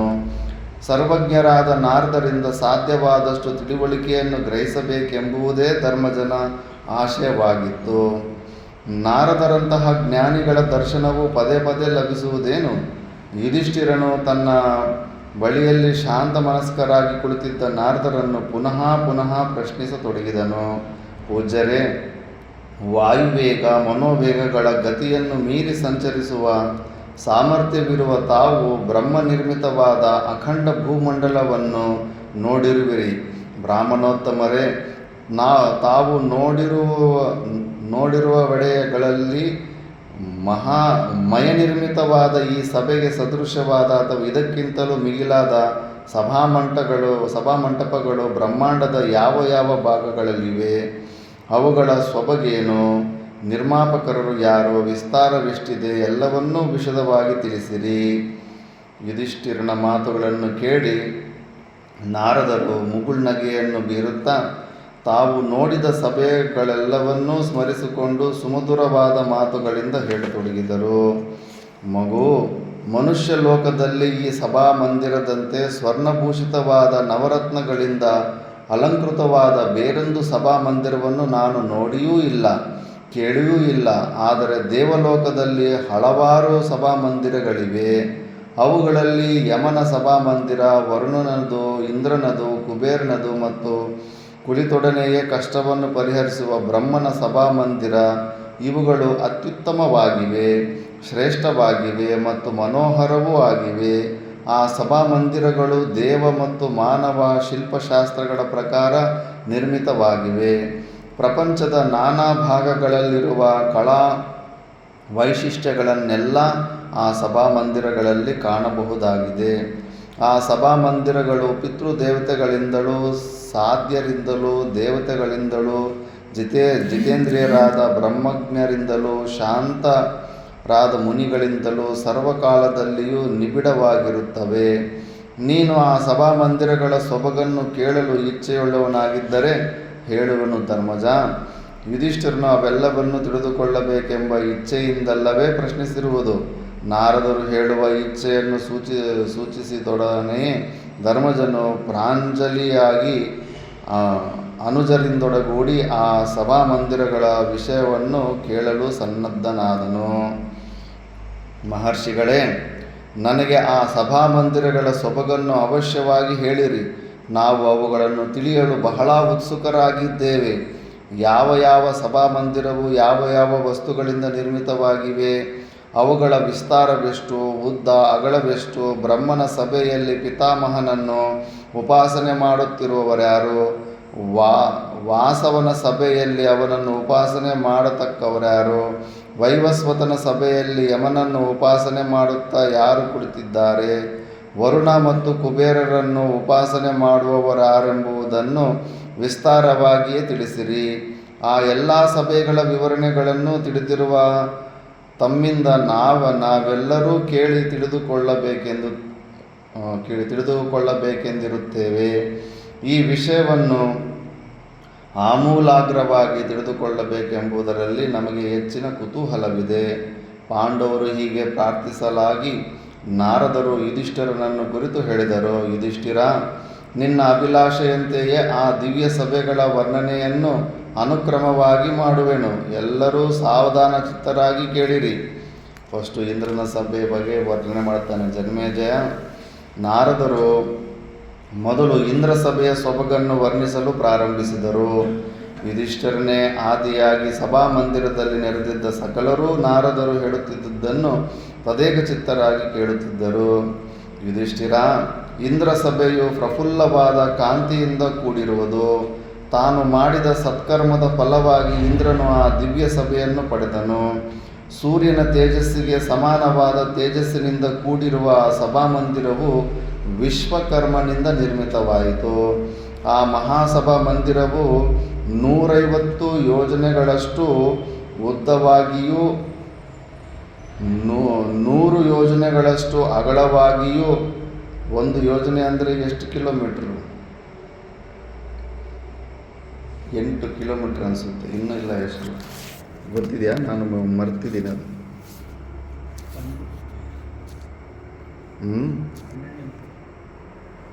12 ಕಿಲೋಮೀಟ್ರ ಆಗಿರ್ಬೋದು.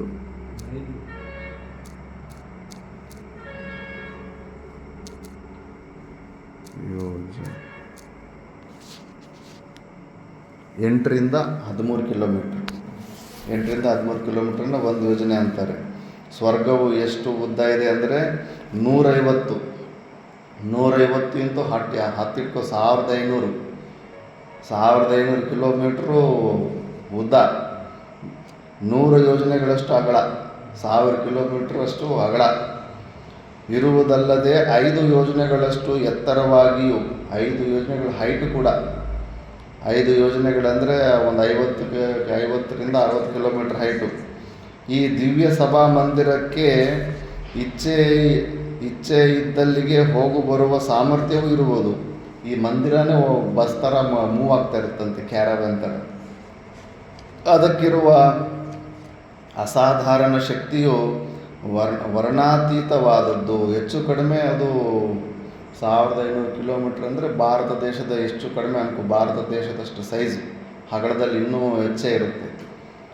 ಭಾರತ ಸೈಡ್ಗಳು ತೆಗೆದುಬಿಟ್ರೆ, ಗುಜರಾತು ಬೆಂಗಾಲ್ ಸೈಡ್ ತೆಗೆದುಬಿಟ್ರೆ ಮಧ್ಯದಲ್ಲಿ ಏನು ಸೈಜ್ ಬರುತ್ತೆ ಅಷ್ಟು ಸೈಜು ಸ್ವರ್ಗ, ಮಂದಿರ ಮಾತ್ರ, ಸಭಾಮಂದಿರ. ಆ ಸಭೆಯಲ್ಲಿ ಆಶ್ರಯ ಹೊಂದಿದವರಿಗೂ ದೌರ್ಬಲ್ಯ, ಮುಪ್ಪು, ದುಃಖ, ಭಯಗಳು ಉಂಟಾಗುವುದೇ ಇಲ್ಲ. ಆಯಾಸವನ್ನು ಪರಿಹಾರ ಮಾಡುತ್ತದೆ. ಇಷ್ಟು ಮಾತ್ರವಲ್ಲದೆ ಅದರಲ್ಲಿ ಆಶ್ರಯ ಪಡೆದವರಿಗೆ ಅದು ಸರ್ವದಾ ಮಂಗಳವನ್ನೇ ಉಂಟು ಮಾಡುತ್ತದೆ. ಆ ಸಭಾಮಂದಿರದಲ್ಲಿ ಸುಂದರವಾದ ಹಲವು ಕೊಠಡಿಗಳಿವೆ. ಅವುಗಳಲ್ಲಿ ರತ್ನಖಚಿತವಾದ ಆಸನಗಳಿವೆ. ಸಭಾಭವನವು ದೇವವೃಕ್ಷಗಳಿಂದ ಅಲಂಕರಿಸಲ್ಪಟ್ಟಿದೆ. ಸಭಾಮಂದಿರದ ಮಧ್ಯಭಾಗದಲ್ಲಿ ಎತ್ತರವಾದ, ಸುಂದರವಾದ ಮತ್ತು ಸ್ವರ್ಣಮಯವಾದ ಸಿಂಹಾಸನವಿದೆ.